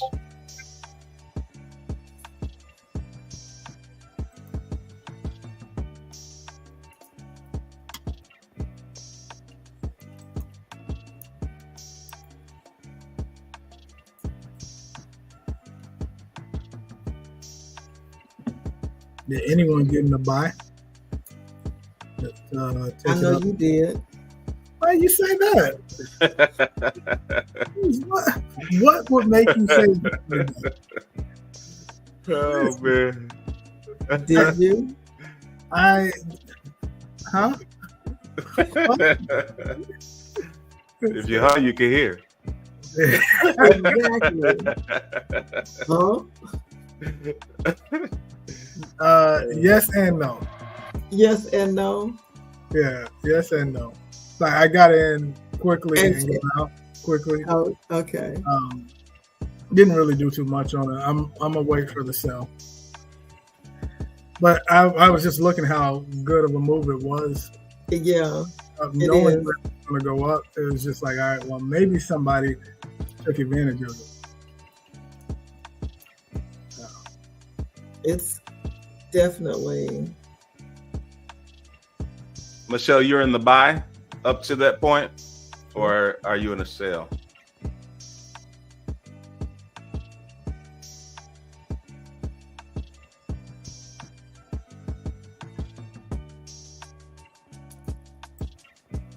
Yeah, I'm doing once it gets up there, I'm gonna do 47 micros. That would risk 940 above that in the buy. Oh, nice. Yeah, that's a nice buy up to that point. Yeah. This is a one. It'll be a 1 to 2. Risk 940 to make 2. But we'll see how it looks once it gets up here.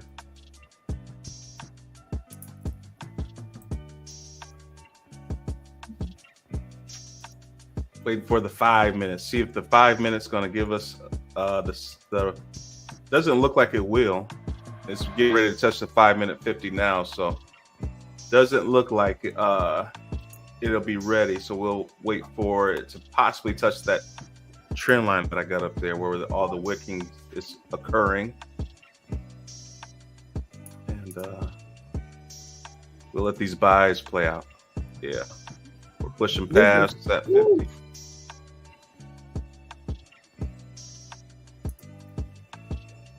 Pushing past it now.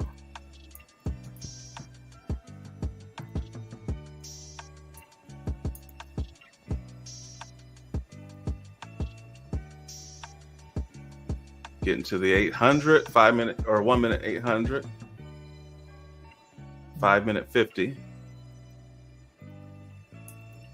It's just stopping to take a break, catch its breath. And it looks like we're gonna push through this level. It's still profit. It's still the same trade, Michelle. I'm still pushing through. The price may be a little different, but it's still the same trade. Yep.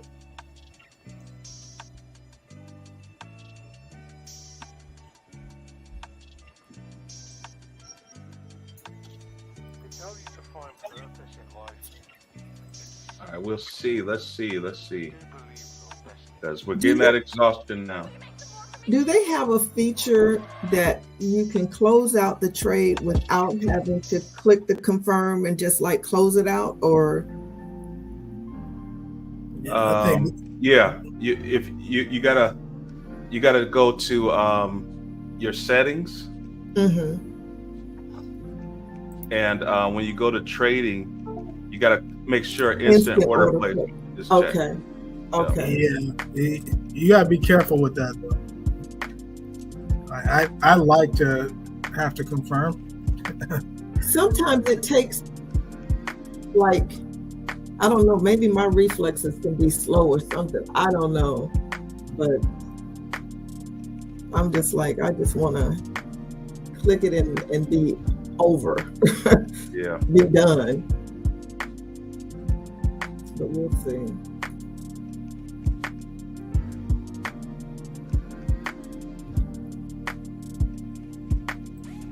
That was a good buy. Yeah. Off of that was one. a good buy.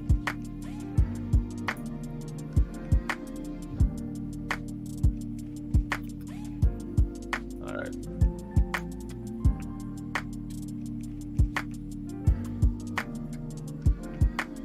Oh, okay, yeah. Just so it's ready. Yeah, I like the instant order execution. So you just click on and off of it. Sometimes I manually trade these, and so you need that quickness. Yeah. Especially if volume's there. So this is the thing, market is closed, but we're still able to find these trades. Right.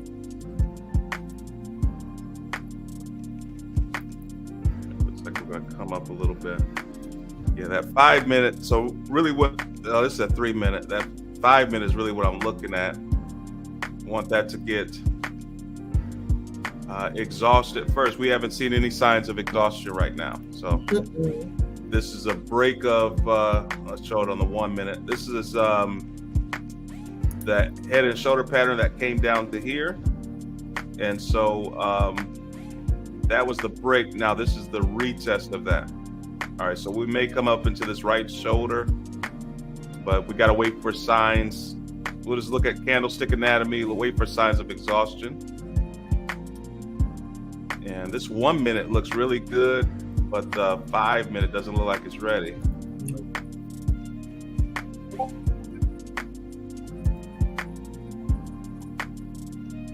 So let's see how fast this 1 minute comes down. Because I want to be in 47 contracts up here. Or actually, this is a 1 minute move. This may be worth the risk here for me. I'm gonna wait a little bit longer, but I like the exhaustion there. I'm just gonna reduce. Yeah, I'm gonna reduce the risk.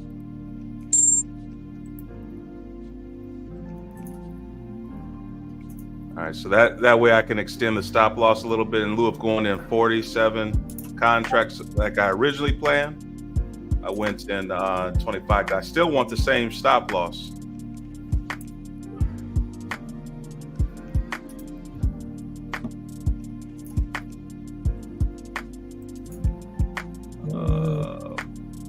Side stop.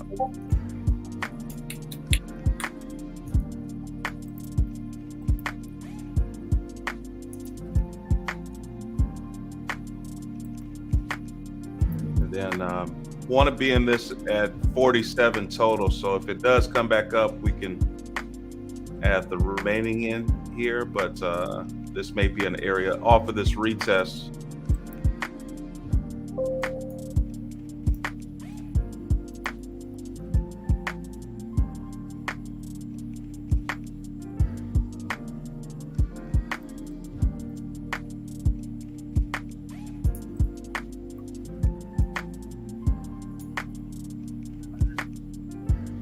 Oh, Dr. Kish, you was in the buy as well?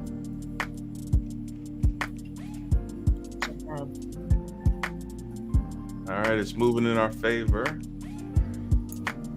This is moving in our favor a little bit more. I may just move the stop to break even. We can buy the code at a cheaper price.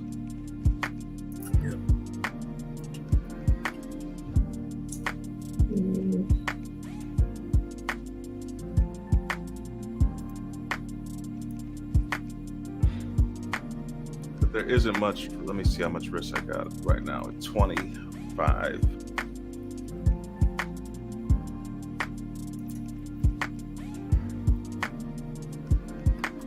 Yeah, still $1,000 that's being risked right now. Yeah, I think this is going to go up a little bit more, maybe.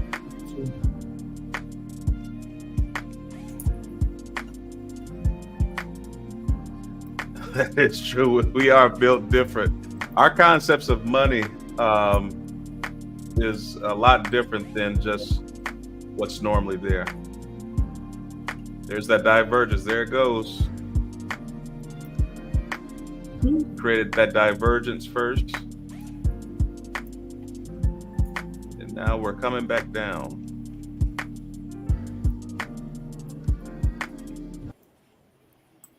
I kind of want to get in at a cheaper price, though.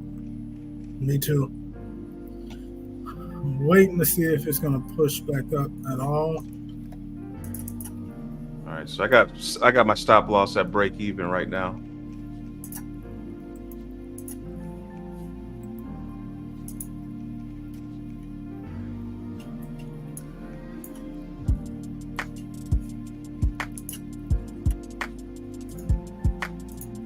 Or actually, no, let me limit the order. Yeah, that's it. Yep.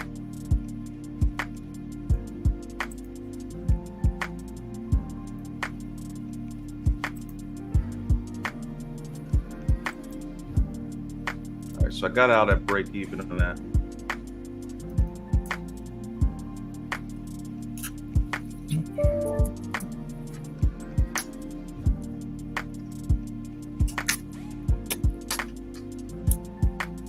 Yeah, I'm gonna wait on this one. I want to this looks great, but I want to see.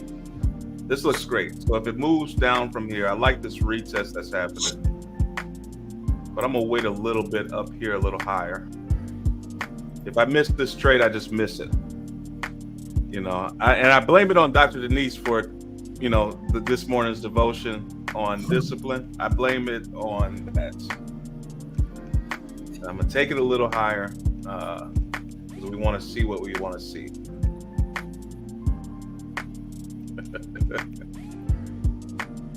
I'm gonna take that, Tim. Discipline. We need the discipline. Yeah, because that 1 hour, we got 30 seconds to the next 1 hour candle. Volume. I think this is going to go. I think that was the retest of this. Yeah. This head and shoulder over here. This was the retest. This could possibly go and create the new low.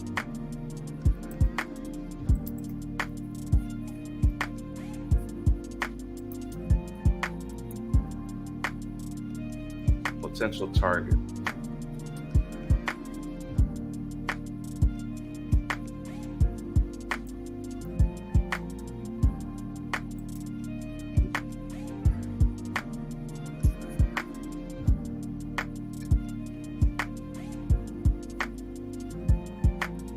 Yeah, there it goes.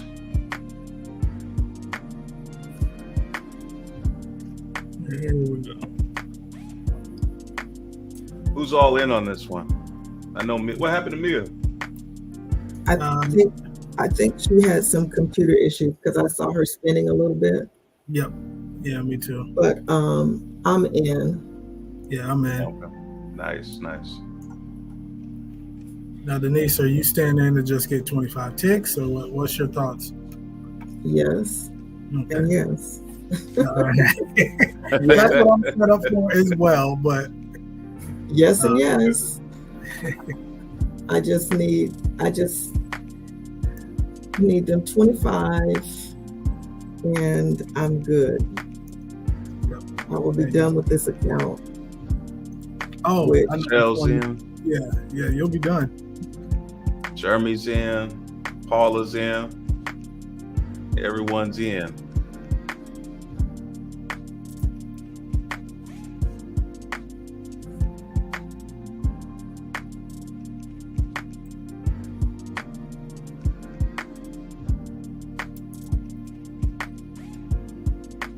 yeah, All right. that's all I'm looking for right now. Yeah. So, you have a take profit, a lot of that, if you don't want to micromanage, you can jump out to the hour and look at it there. But let's just say you do want to micromanage this one. I drew the fib from low to high on the 1 minute. It's a 1 minute fib, but we marked structure out. So we're kind of confident in that.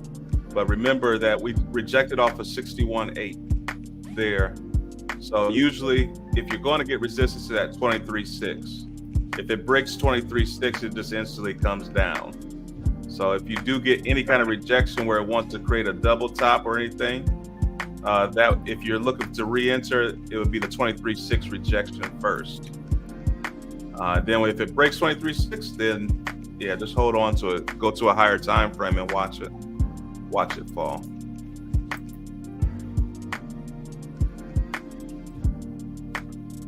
All right, so we're at this 23.6 here, and that's why we're getting this rejection. 23.6 usually retraces back to 38.2 or 50, and that'll be the re-entry area for it to come back down. Yeah, we still have like 2 minutes left in that 5 minute candle. I'm gonna wait for the retrace. I just took 1100 on that trade. All right, nice. Yeah, here's the retrace here. It's it's jumping off that 23.6.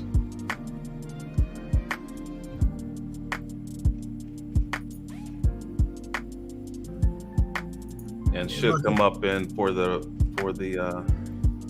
give us a nice entry into that second opportunity here if it creates a double top. I love that double dip. Yeah. We go in.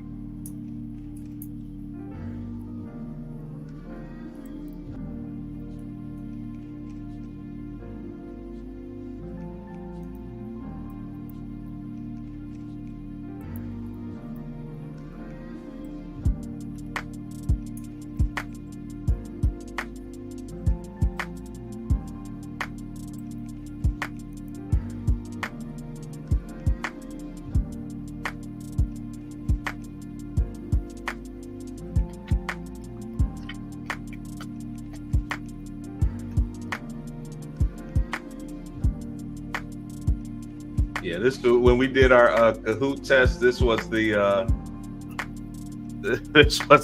main question. What level? What PRZ zone does 61.8 reject off of?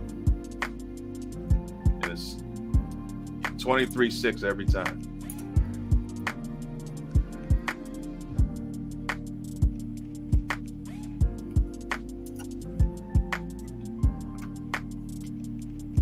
Come on.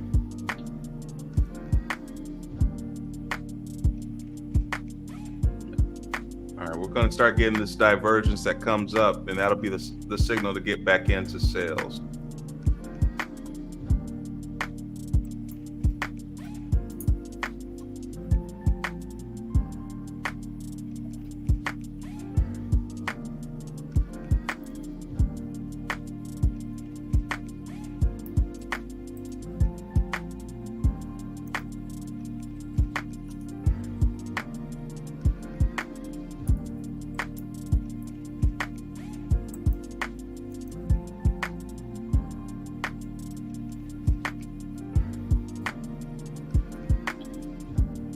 All right, we really want to see a double top right here.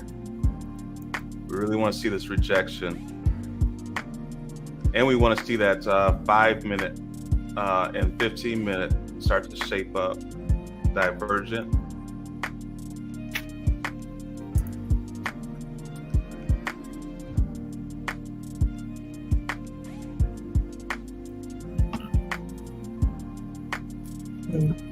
All right, we got the first rejection off of the 50.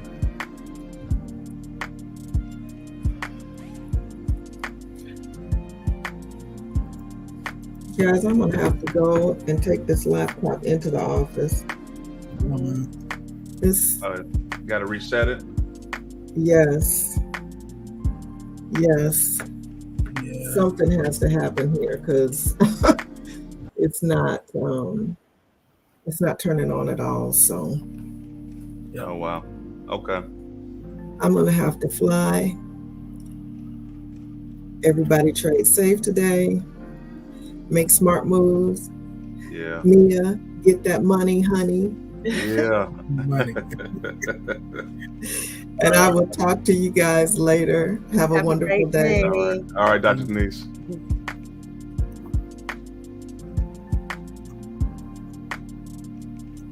We got the Viking tradesman here with someone. Yay. And Willie on. What's up, Willie? What's up, everybody? What Just up? sitting here chilling. Y'all was looking good, taking care of things this morning, so I was like, just sitting here in the background. Oh, you been there the whole time? Yeah. It's all good though.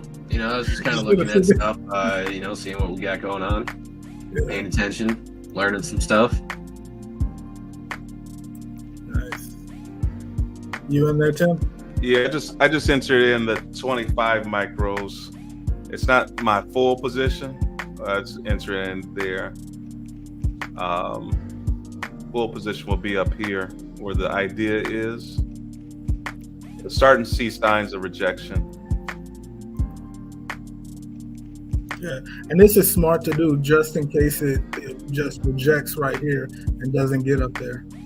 Yeah. That could be the case. Could be.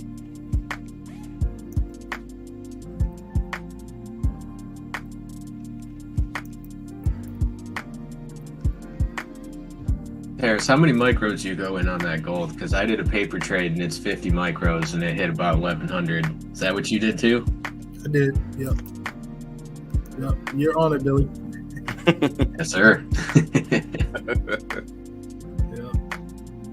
You are on it.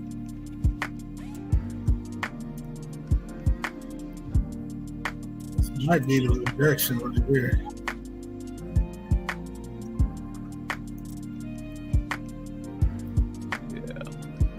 I'm at break even, slightly in profit. So risk-free trade right now.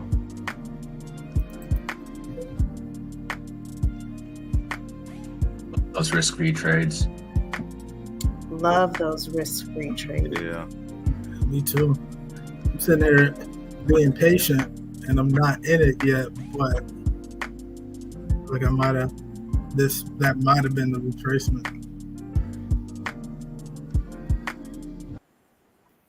Yeah. And I'm gonna do the right thing and just wait. And if I miss it, I miss it. See, the devotion got to you as well. Got me. It got me. Correct. Listen, I wanted to just, hey, boom, get in and, Yeah, and see yeah. what happens. No, I'm gonna wait and see if I can get a cheaper price. Yeah, discipline. And being okay if I miss it like that. Mm-hmm. Like, I have to be okay with that. I did 1100. I'm up 1100. Like, Yeah. It's a good day when markets are not moving very well. yeah. Yeah. I would love one more good one. But if I don't, it's okay. Yeah, you're up for the day. That's a good way to just back off. You don't have to be that conservative. Now this is starting to interest me because the 5 minute isn't really moving. Still has room to go on the 5 minute to push up, and the 15 minutes. So I think I can take this coat back and get a cheaper coat. It should hit my stop loss here pretty soon.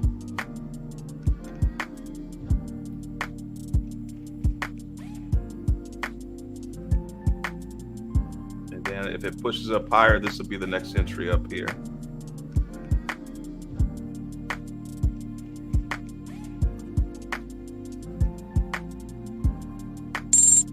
All right, so we're out of that trade. It's coming up a little higher.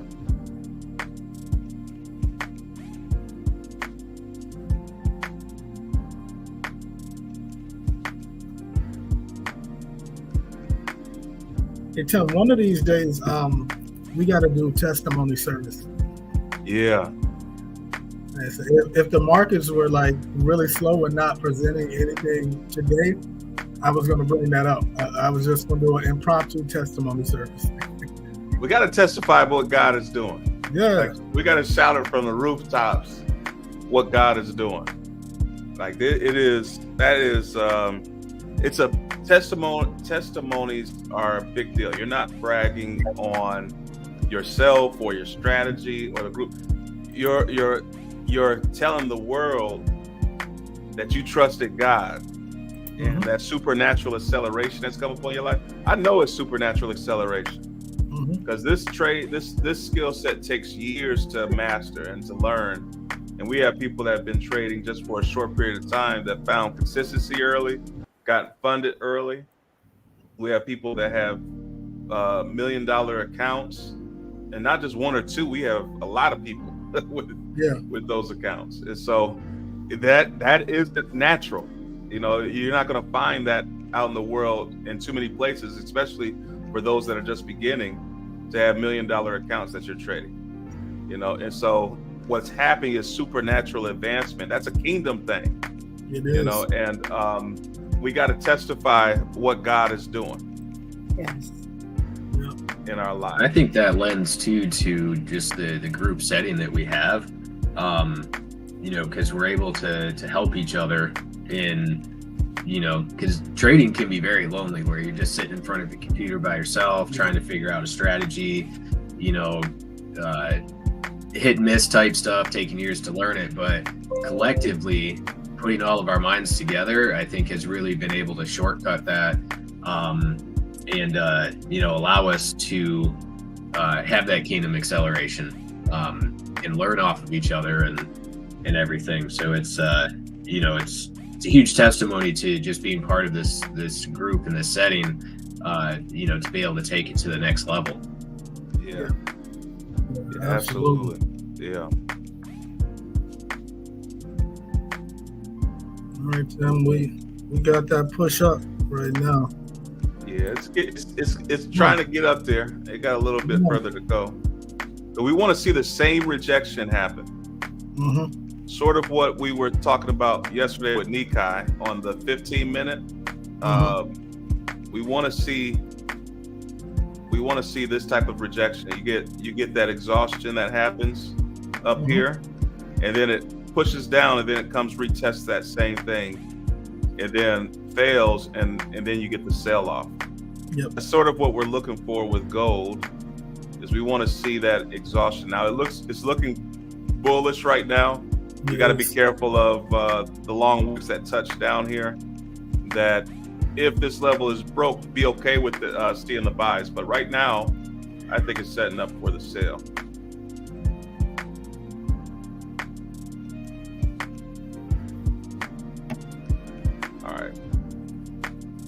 All right, so I'm in right here. I'm gonna let this one ride out because this looks exactly how Nikkei looked last night.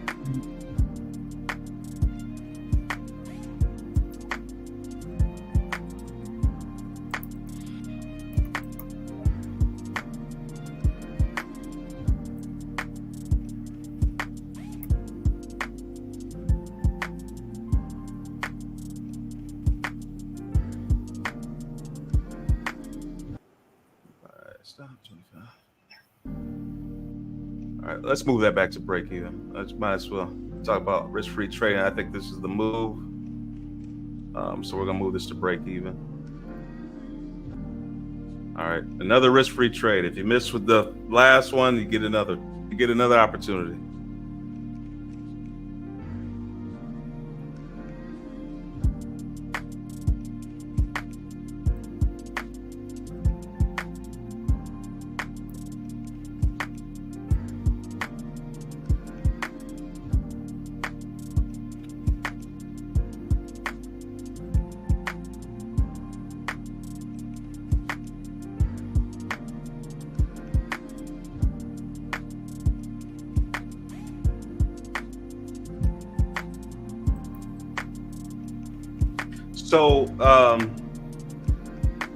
So Terrace and Friends is every other week. Are we doing a Terrace and Friends this Friday?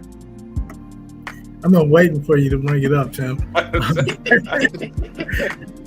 just wanted to get to. I know we're on the calendar because we didn't do it last Friday. Yeah, so this is every other week. It's technically the first and the third Fridays of the month. We are at the third Friday, so we are at the third Friday. Yeah. You know, why not? Why not do it? So if you are interested in joining and being on the panel and having the opportunity to analyze live and get some feedback, let me know. Reach out to me in the Discord, DM me, or put it in the community chat that I'm interested, and we'll get you on. I know the last one we had Tisha and Corey on. But we can take 2 to 3 people. If you've been with us for a little while and just haven't had the opportunity to analyze live, this is your chance. Join me. Why don't ya? In my Minnesota voice. Why don't ya join us? Yeah, it's we love to see the new traders come on to those segments. Oh yeah, because you add a perspective of the beginning. It's not really for you, but others that are coming behind you, that are just beginning. They, how you're looking at the charts and them seeing you not as an expert, but saying that I'm just beginning. This is what I'm doing. This is how I'm doing it, and having Coach Terrace, coach you through some of the trades. We want to see how you're looking at the chart. And then we can make adjustments and help you do that live. That's great for other new beginners that are coming in, how they look at the market. Yeah, right. Yeah, it is. And what it'll do is show the new traders that there's a process to this. And so if they're in the same place that you're in, that's okay. Right? That's okay. You're going to progress. So yeah. Feel free. Come on, let me know. I'm excited about it. Like, Kingdom Trader said Discord. We have a Discord community. Yeah. And so this is what he's talking about now, though, with the is a segment that we do every other Friday with new traders, and so that's called Terrace and New Friends. We do that on the YouTube Live. Yep. But yes, we do have a Discord. Reach out to me if you're interested in joining that Discord. It's behind the scenes. That's where all the advancers live and communicate throughout the day. is in that Discord.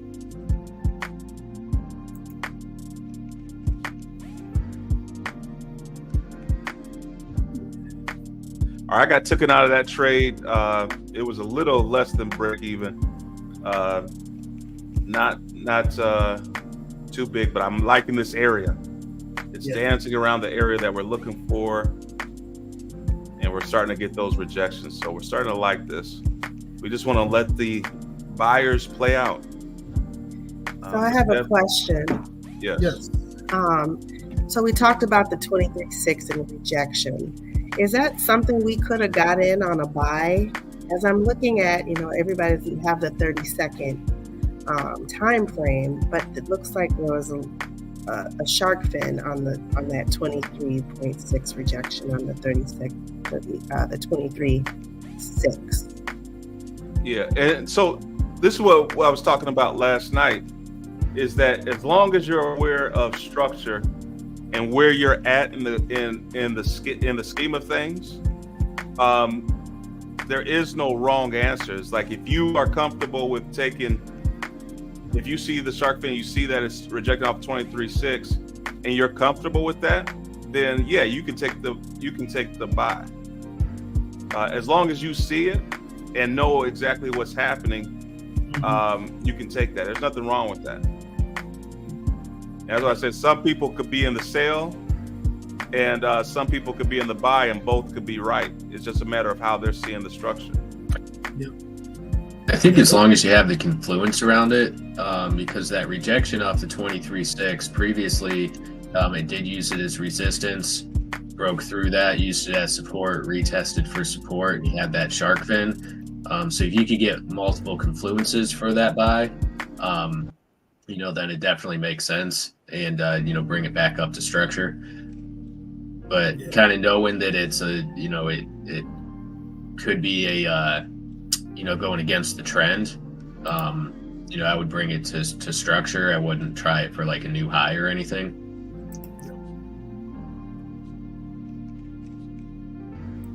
Thanks, fellas. Yeah. I consider it riding the wave, and it's actually a concept that Billy was talking about probably last year. Sometimes riding the wave. If you can get good at catching the moves up and catching it down, it's more opportunity for you. There will be more trades for you, and so you're exposed a little bit more. But you can ride that wave if you know it's going up to a point for your sell, and it makes sense. You're getting in at a good spot. Why not? Sometimes it will be some counter trade or counter trend moves, and that's the only danger in it. Is it could turn before it gets where you think it's going.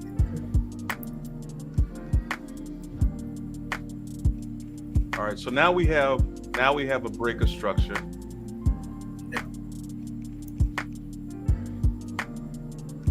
So we were waiting for this test here. Show it on the one. All right, so we're waiting on this test. So we had the head and shoulder pattern here that came down. Then we got another head and shoulder pattern on the bottom, saying that this is reversal. And so what it did was it pushed up to where it broke out at. It did push down, but if you notice that 23.6, where it broke down at, was a retest of the inverted head and shoulder. So it retested that head and shoulder at the neckline, and then it started to make its way up. All right, so now we have a break of structure here, which if you do get a break of structure, what it does is it comes and let me highlight this. It breaks the structure, and then it comes retest that structure. And if it stays above where you were looking at potential resistance, holding as resistance, it breaks through that resistance, and now it turns into support.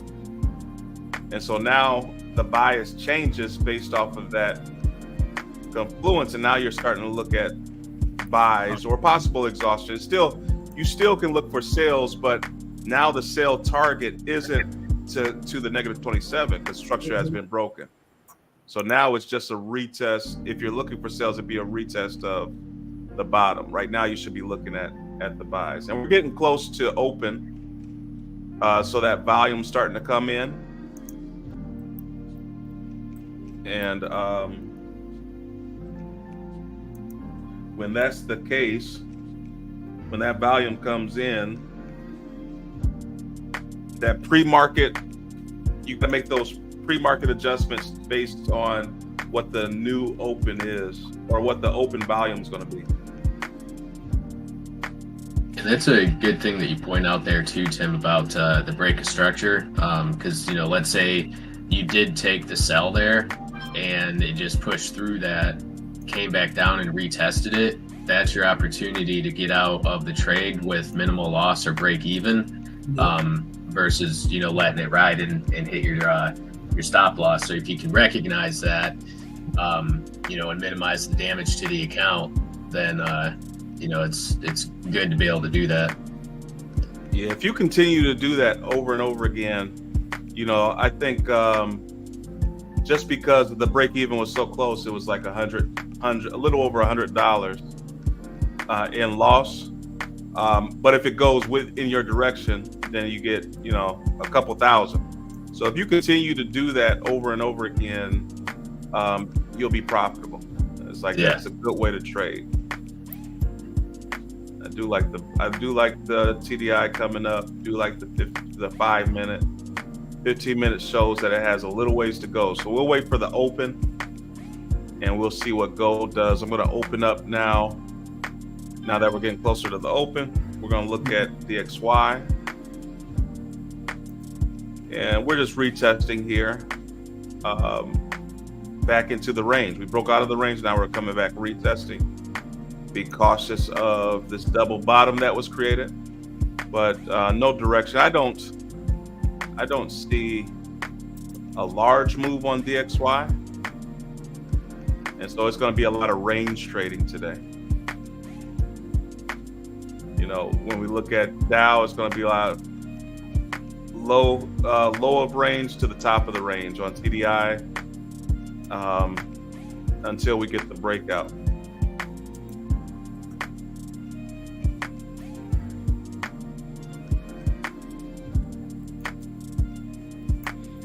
I think one of the most important lessons to learn as a new trader as well is to not be married to your trade. Like, if you see reasons that it's going to go against you, like, recognize that. Don't be so married to it that, you know, you're kind of blinding yourself to what's really going on in the chart. That was something that I had to learn early on, and make those adjustments. Yeah, that's good. Yeah, that is. Ran up to 78.6, grabbed some liquidity. Now we're retesting, and now we should be looking to see if this is going to hold as a buy now. So it broke through, retested, came back down, retesting again. So now we're going to see if that holds for the upside or downside. And it's really just a retest of old resistance that we broke through, and then we're coming back and retesting it as support. Will this hold as the 1 minute comes down really fast? So this may be interesting for buys here. Yeah, that's what I'm looking at. And it's at the 1 minute 800 as well, right at that level.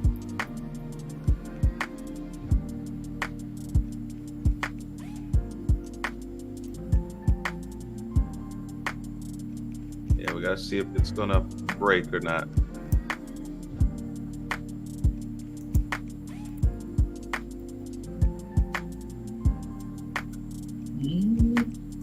One few seconds before the open. See what kind of volume we get on Juneteenth. Bank holiday, banks are closed. New York Stock Exchange is closed. Yep. CME says that we're going to stay open till noon. So that's the reason why we're able to trade. That's some squeezer bottoms on the 1 minute. We're close to it. Yeah, close to it. It's respecting my trend lines this morning. Mm-hmm. Hey, market's open. We are open.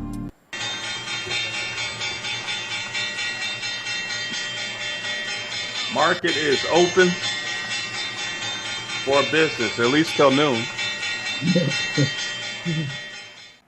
And look at all that volume that we're getting.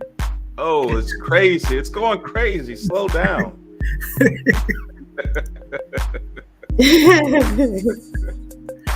Oh, man. It's funny. I was kind of getting into the beat of music there. It's, it was just good, calming, kind of almost meditative type of music where you just kind of get in that zone and start looking at stuff, and then the bell rung. It's like, wake up. It's time to go. It's time to go. But it's not time to go. That's the thing. Right. It's time to go, but it's not going.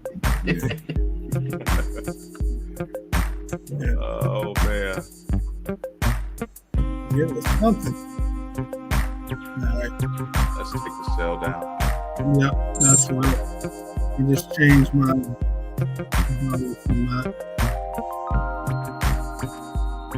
We'll see if this is a retest. I'm not going to risk too much on this.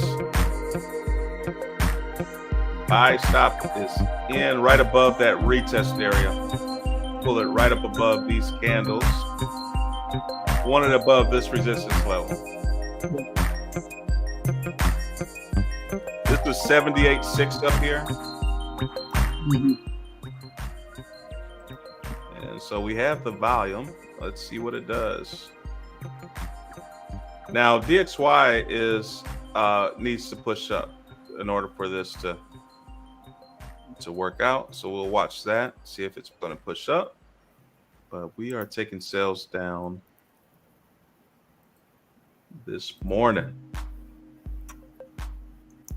with a cheap buy. So we have a trend line here. What's that? Oh, I was going to say Kingdom Trader had a good question asking if we all trade the same strategy. And we do. We all use it maybe a little bit differently, but the core of the strategy is the same. Well, we do, but we don't. Yeah, I was going to say is gold is definitely stalling at 1 minute fair value gap. I'm just taking a small risk here, but yeah, that's a good point. It's like we do it, we don't, because we started off trading the same. It's really just support and resistance. That's at the core of what we're trading, and so it's really support resistance. We added on the TDI to go into over exhausted markets, and so usually signals on the TDI is over exhausted, RSI is above the 75 and breaking the bands. But yeah, fundamentally we're the same strategy, but we utilize it since we've been trading for a couple years together. As a group, everyone has adapted. The foundational piece has adapted to fit their own style. And so like you'll see Dr. Denise Nedra, they have a one-to-one scalp strategy that utilize the TDI structure and all that stuff, but they go to the lower time frames, utilize that. I'm a little different in that, but it's still the same thing. And everyone has adapted it to different levels. And some individuals have found indicators that they use to add on to the strategy. So it's the same, but different according to everyone's trading style. Yeah, it's price action trading, using support and resistance heavily. Overbought, oversold is what we're really using the TDI for. We'll definitely utilize that heavily. But like Tim said, a lot of us have gone to a scalping kind of strategy using the same things. So yeah, fundamentally the same, but there's a few little differences. Just a couple. Yeah, I think you start off foundationally, so we understand what each other is looking at, or if someone comes with a different strategy, we know enough to understand how they're doing it and what they're looking at. Yep. And so we still can, if you say, for instance, you give a signal, say I like a sale here, and you tell us why you like that sale. We can take it and use our evaluation to see if we agree with it, and we may just get into that sale together. Yep. If we have confluence. Yeah, and we're open to other strategies as well. The thing is there's no one way to eat a waffle. That is true. Like, making me hungry here. Yeah, you can skin that cat multiple ways, and if it works, it works. Yeah. So that's the biggest thing, and we've really kind of really taught that, hey, if you're gonna take a trade, be able to explain why you're taking the trade. That's the main thing. It's like, because we want to move as a community, so we don't want one person taking a trade and no one else gets an opportunity to take it with them. Yep. And so if you do have a different strategy, just explain it so that everybody can jump in on it. Yeah. Yep. All right, we got the move down. I'm gonna keep moving down. Yeah, don't stop now. Mm-mm. Has no exhaustion up there, but it is a break of structure. So leave my stop. This is a cheap buy up here. So we'll see what happens if we get the move. It's a break of structure right here. It was on this up move, hit 78.6. What time frame do you have fib on? The original fib, what we were measuring was this down move, which somewhat broke this move. So it was this down move here. So that is on the 1 minute, which is just, we know that's temporary structure, but that's where I'm measuring. Because we don't have the 1 minute, Tim.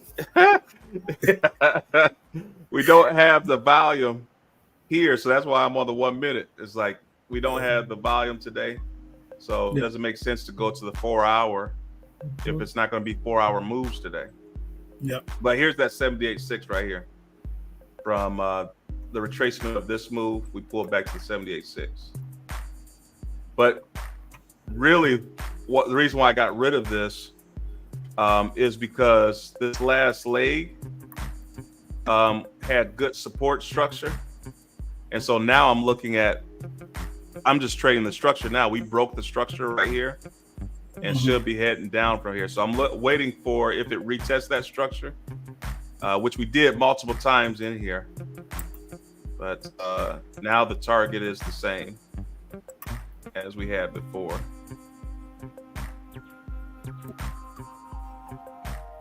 But just don't know if we have the volume.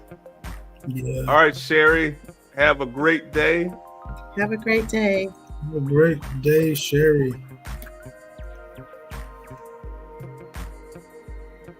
I'm not sure we have the volume either. No.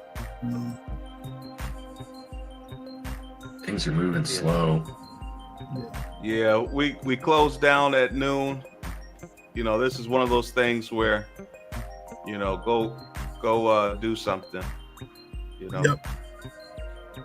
Go do something. There's a lot of stuff that do. There's some programming going on today, and there's a lot of stuff to do. Yeah. But even with no volume, we're able to find strategy, able to find trades. Which I love that piece of it. Saying no volume, the ATR is on the 1 minute is 6. Yeah. It's not a lot. Yeah. Banks are closed. They just said, I made $200. I'm done. I took a $200 trade too. And consider just being done with it. I think I'm up 200 right now, 250 on this trade, but Listen, I'm not expecting my normal. Well, I got another analogy. It's like you can look at these profits as like if you're playing chess. Like I look at like $100, $200 as like pawns. I hear you. So I move, $100, $200, like where I'm at right now. Like I'm risking $200. That's really a pawn move. Yeah.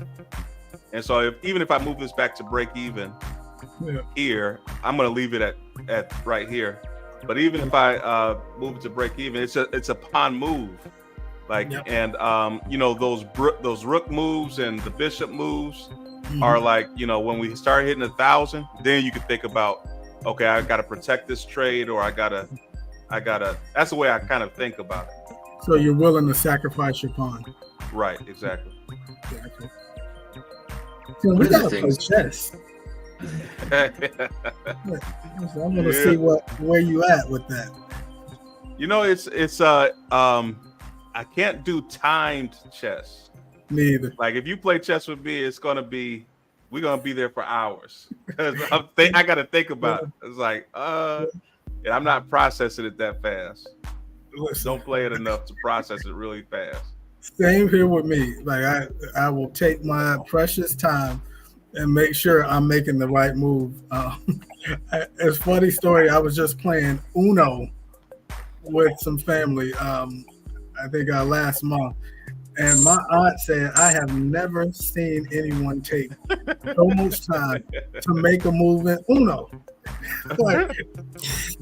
And I'm like, yeah, there's a strategy to it. There's strategy. Like, I'm playing when I was a kid playing Uno, we came up with the game called Killer Uno, and it's a rapid fire Uno. Like it's hard sometimes because if you got like the same card, you can throw it down anytime. You don't have to wait for your turn. So you can stack in like 4 draw 4s, and like the next person in line, then you got 16 cards to draw and stuff. Like it gets wild. Kingdom Trader says I'm a Connect 4 guy. Hey, I love Connect 4 too. I can do Connect 4. I can do Connect 4 and tic tac toe. Oh, those I can do some strategy there. Oh yeah. Like either I'm gonna win at tic tac toe, or it's gonna be a cats game. Like that's as simple as that. But I gotta ask y'all something about Uno. So in Uno, do you guys talk at all? Yeah. Yeah. Okay. All right, thank you. All right, so I'm playing with my family, and particularly I'm gonna call my aunt out because like in Florida we don't really talk playing Uno. I said, well, this is not Florida. Like, how can you not talk playing Uno? Listen, I will say I will use my prophetic gifts in Uno. I will know what card such and such has or what color they have. And hey, the game is to win. It's an individual game. So I'll be like, hey, they only got 1 card left. I know they got a red. Can you do anything to stop? If they can't, they say they can't. All right, can you reverse it back to me? You're talking too much. It's not space, so I could do that. I could do that kind of talking. Oh, spades too. Yeah. Like, now, if you do that in spades and start talking, we got a problem. Yeah. See, we're not gonna do that in spades. No, you can't talk across the board. Uno, yeah, we could talk. Yeah. And my aunt was mad. She got mad. Like, you can't do that. You're playing against me. No, I'm playing against everybody. Right. Like, and I'm trying to win. Right. Yeah. Oh, this is going up. It retested. Yeah. Monopoly Deal is so fun. I don't know if I played Monopoly Deal. What's the deal one?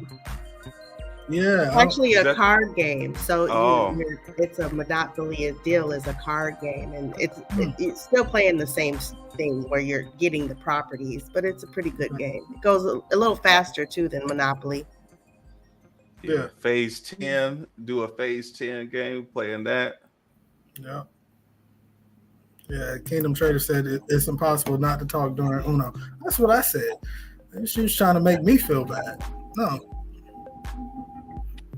Liam likes playing chess, and we've done checkers. He doesn't really like playing checkers with me because I usually beat him, but that kid will smoke me in chess. It's kind of embarrassing. Listen, he's a thinking man. He is. Well, he does chess club at school and stuff, and so like they teach him the strategy and how everything moves and this, that, and the other, and so he'll play a chess game with me, and I'll make a move, and he'll just laugh, and he's like, "Dad, why did you do that? That was so dumb." And I'm like, "Why? What do you mean?" He goes, "Well, watch this." I'm like, "Oh man," like, kid's thinking 5 steps ahead. It's crazy. Oh yeah. All right, Nedra, have a good day. Have a good day, Nedra. Have a good day. Happy Juneteenth. Yeah, that was a good devotion this morning. With makes you go back to and think. It's like you got to resurrect some habits, some discipline. Yeah. It's the difference maker. Now, you know, on these calls and stuff, you know, that we have some things where, you know, you have, because you're live and trading, there is somewhat of an entertainment type factor. We don't try to allow entertainment to overwhelm just thoughtfulness and discipline that you have to have in trading. That's thoughtful. The discipline and taking the trades is very key if you're going to have longevity and consistency. Like you got to be disciplined in these things. So that was a great devotion. Go back and listen to that after the call. Yeah. I'm not playing around with these markets. I'm sitting on my hands. I was like, I'm not playing around with this. It's just going back and forth. It's like taking me out at break even. I was like, I'm not playing around. If you're not going to make the move and you want to move sideways, you're going to do it without me. Yeah, let it do what it's doing, but you ain't got to be involved. Right.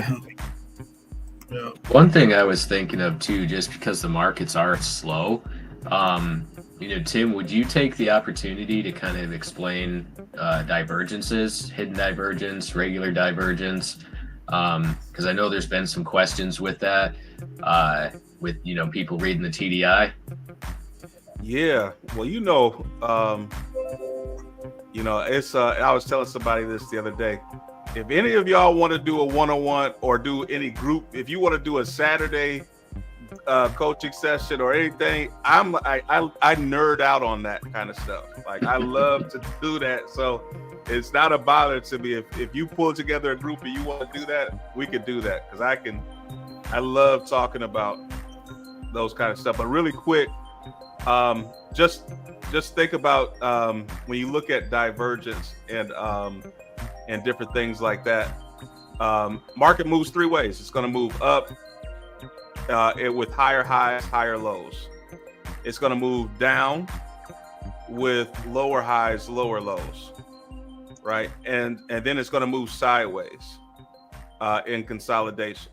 So those are the 3 ways you're going to find the market, right? And so that's great to identify where you're at. You'll see those patterns, you'll see those double tops and whatnot in there. And so usually you want to take the trades not in between those positions. Like you don't want to be in the middle taking the trade without confidence.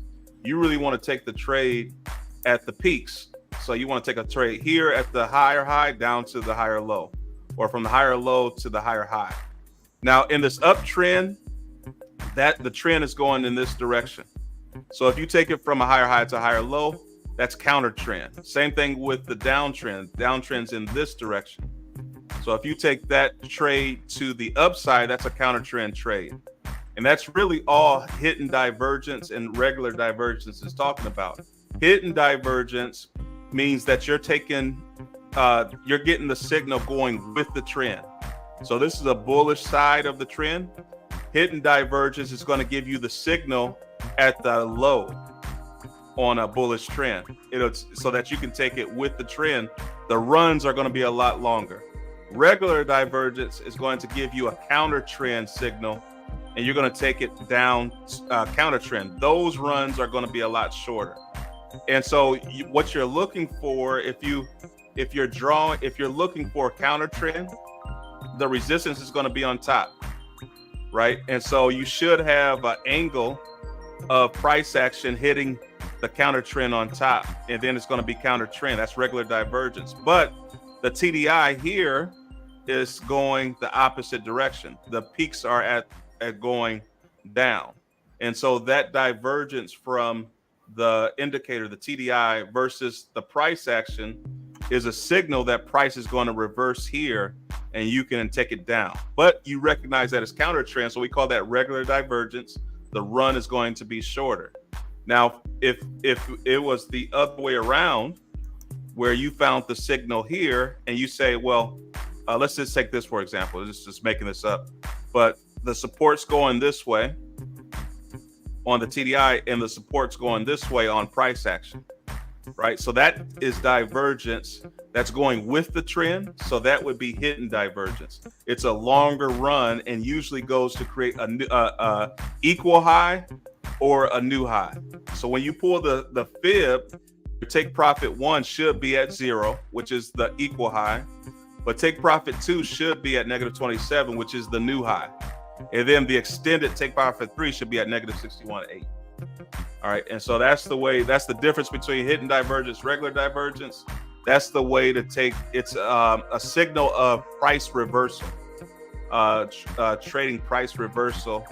And you can look at that in 2 ways. Before, we just only took the price reversal, but now we take divergence a little differently. We look at where the TDI is, and we can possibly gauge the best price to enter into the trade. So that's a quick summation of hidden divergence and divergence.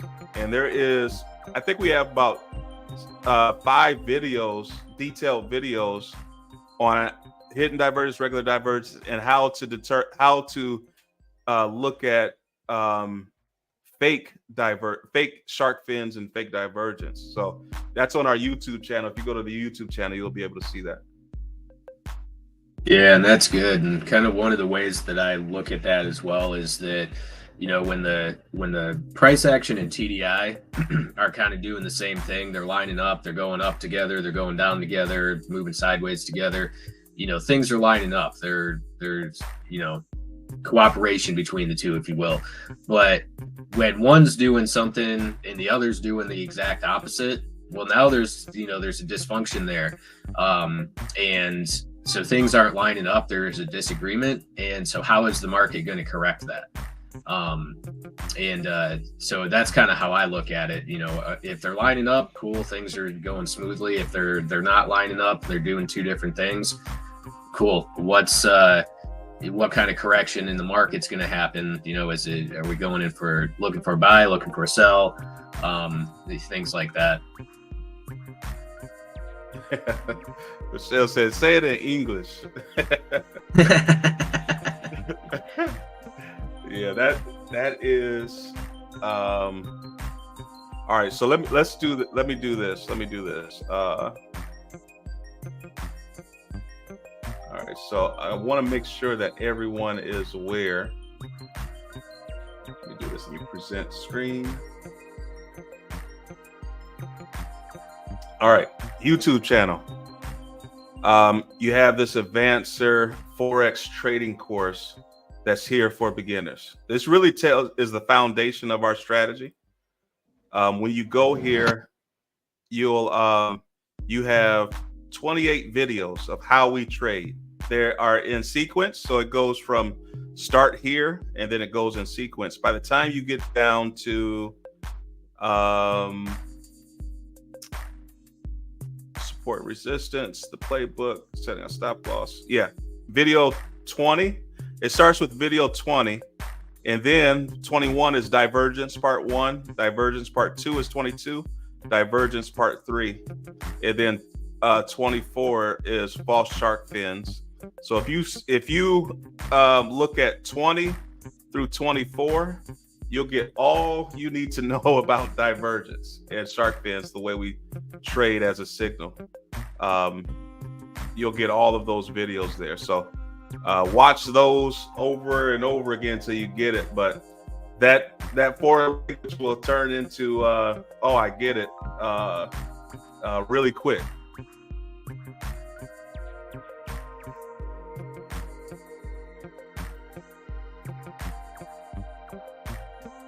Mia, it's just me and you now.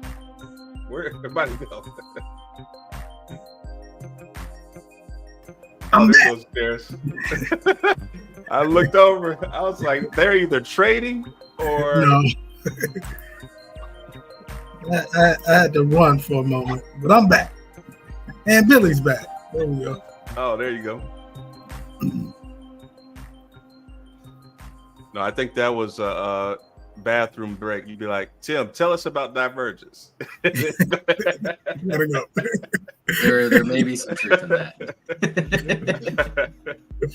Oh man, what is this?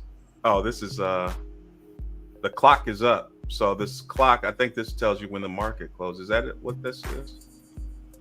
Yeah. Oh, contract expired. Oh, The July. This is crude oil. Micro WTI. All right, Dr. Ann, we're getting ready to close as well.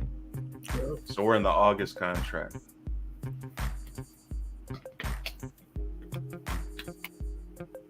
We are getting ready. This has been a good segment.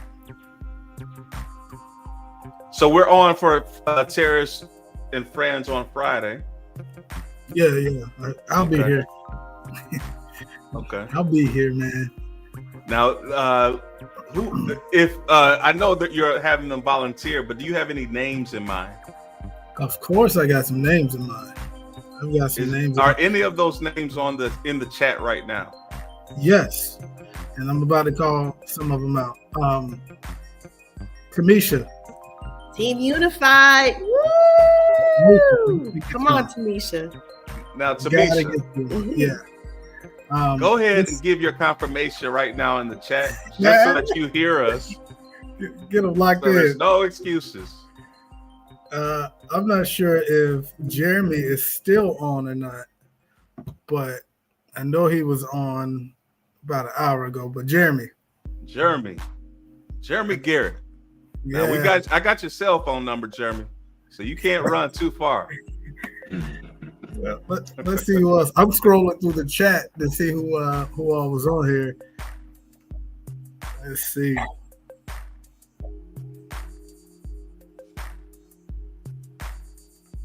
Now you got two. When you talk about newcomers, you got Paula and Michelle sitting right there. I know. I know. You got them sitting right there. I had a vision though. I had a vision for newcomers, but giving some of the ones that came right before them an opportunity. So you're gonna give them a grace period so that they're not just shocked. They don't have the shock of it. But the next go around, they in there. Let me see. I said, no, give me. Let me get a few more months here. I know Dr. Ann just left, but I might get Dr. Ann on there. I'm gonna reach out to her and see if she can do it, because she comes through with the Mind Matters. But Dr. Ann be trading too, y'all. Like, she trades. Yeah, so that's a good start. If I can get those three, like we in there and we gonna have a party. Like you know how Terrace and Friends goes.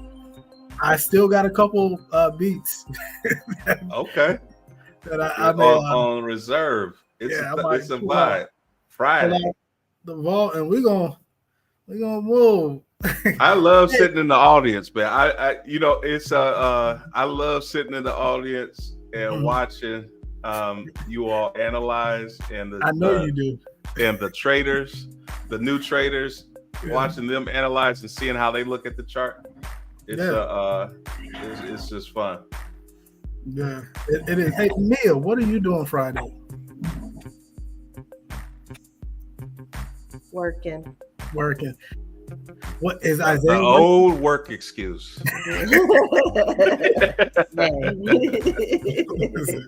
That's all I got now. Looking forward to trading full time though. I'm looking forward to that. But for now. You know, we say that, but once you go full time trading, you be like, man, I gotta find something to do. Oh, I'll find something to do. I'll find something to do. Yeah. Hey, do you know if Isaiah is working in the morning on Friday? No, he is not. Oh, get him. That's it. That's Get it. him. Yeah. Oh, he gotta be on. I texted him. I told him I was going to catch up with him this week anyways. Yeah. Get him. That's it. Yep. That's the third right there. And listen, he can't use the baby because you can bring the baby too. Yeah. So yeah, get him. It's going to be fun. It's going to be fun. All right, cool. We're at the 9 o'clock hour. Thank you, I'm up- everyone. I'm up 1,500 on gold. I think I'm gonna Listen, close out. delete her screen. Delete her screen, Terrace. What you kick her off the line, okay? She ain't saying nothing this whole time. She was silently over here getting 1,500. You see me struggling. I was like, I'm done. Break even this, break even that. What are you trading? That's a good job. Oh, she's on the cell. The gold 3 minute. I got in a little late, but bumped off the 50 MA. It started to come down. Yeah. The 50% on PRZ, and it's on a 3 minute move. I went in heavy. Good. That was a great move. It's like we've been waiting on it all morning, and that was a great move. But still, we're gonna kick you off the stage. I'm sorry. Mute her mic. Kick her out this way. I'm sorry. No, that was a good move. So how far are you holding it down? I'm about to. I was gonna hold it down to the 23.6, but it's gone past that. So I'll probably hold it till the what is it? The 800 on the 3 minute. Okay. Yep. It's almost there. So Nice. Yeah, that's a good target. You may depends on how it reacts here. It may continue to come down, but that was a great move. Yeah. thanks. Listen, man, you can't be like us, man. You can't. Look at that. Yeah. 3,900. 3,900. Nice. Dang. Let's go. That's Me, the way you to keep end the trading call. like that, very soon you are going to be a full-time trader. Ain't no Exactly. job to go to. I receive it. I receive it. Absolutely. No, that was a great move. Way to stay locked in. See, Yeah, we talking about Uno and other things, and she's in a trade. Exactly. Now, this is the thing, Mia. When you do it, when you get ready to click that sell button, just hit that unmute button and say, "Hey, y'all, I'm jumping in this sale." Gotcha. I'll do that next time. And so here's the thing. You know what we should do? What's that? You know what we should do, which would be fun. We Uh-oh, should have we should have a like a tip jar. To where so if you take a trade and you don't say nothing, you gotta contribute. You gotta cash app $10 to each of to your team. Yeah. Oh. Okay.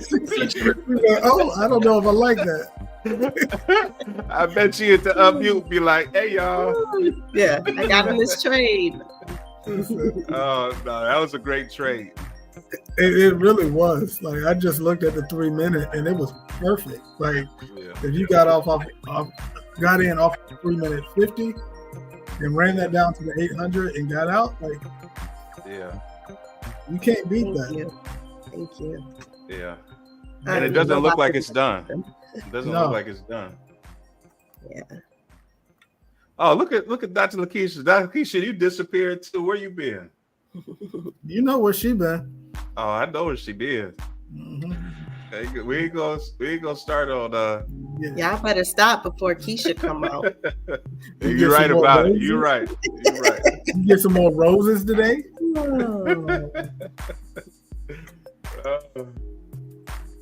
Oh man. No, that's a great way to end this segment. Mia, so you're done you hit the take profit. Are you out? I'm out.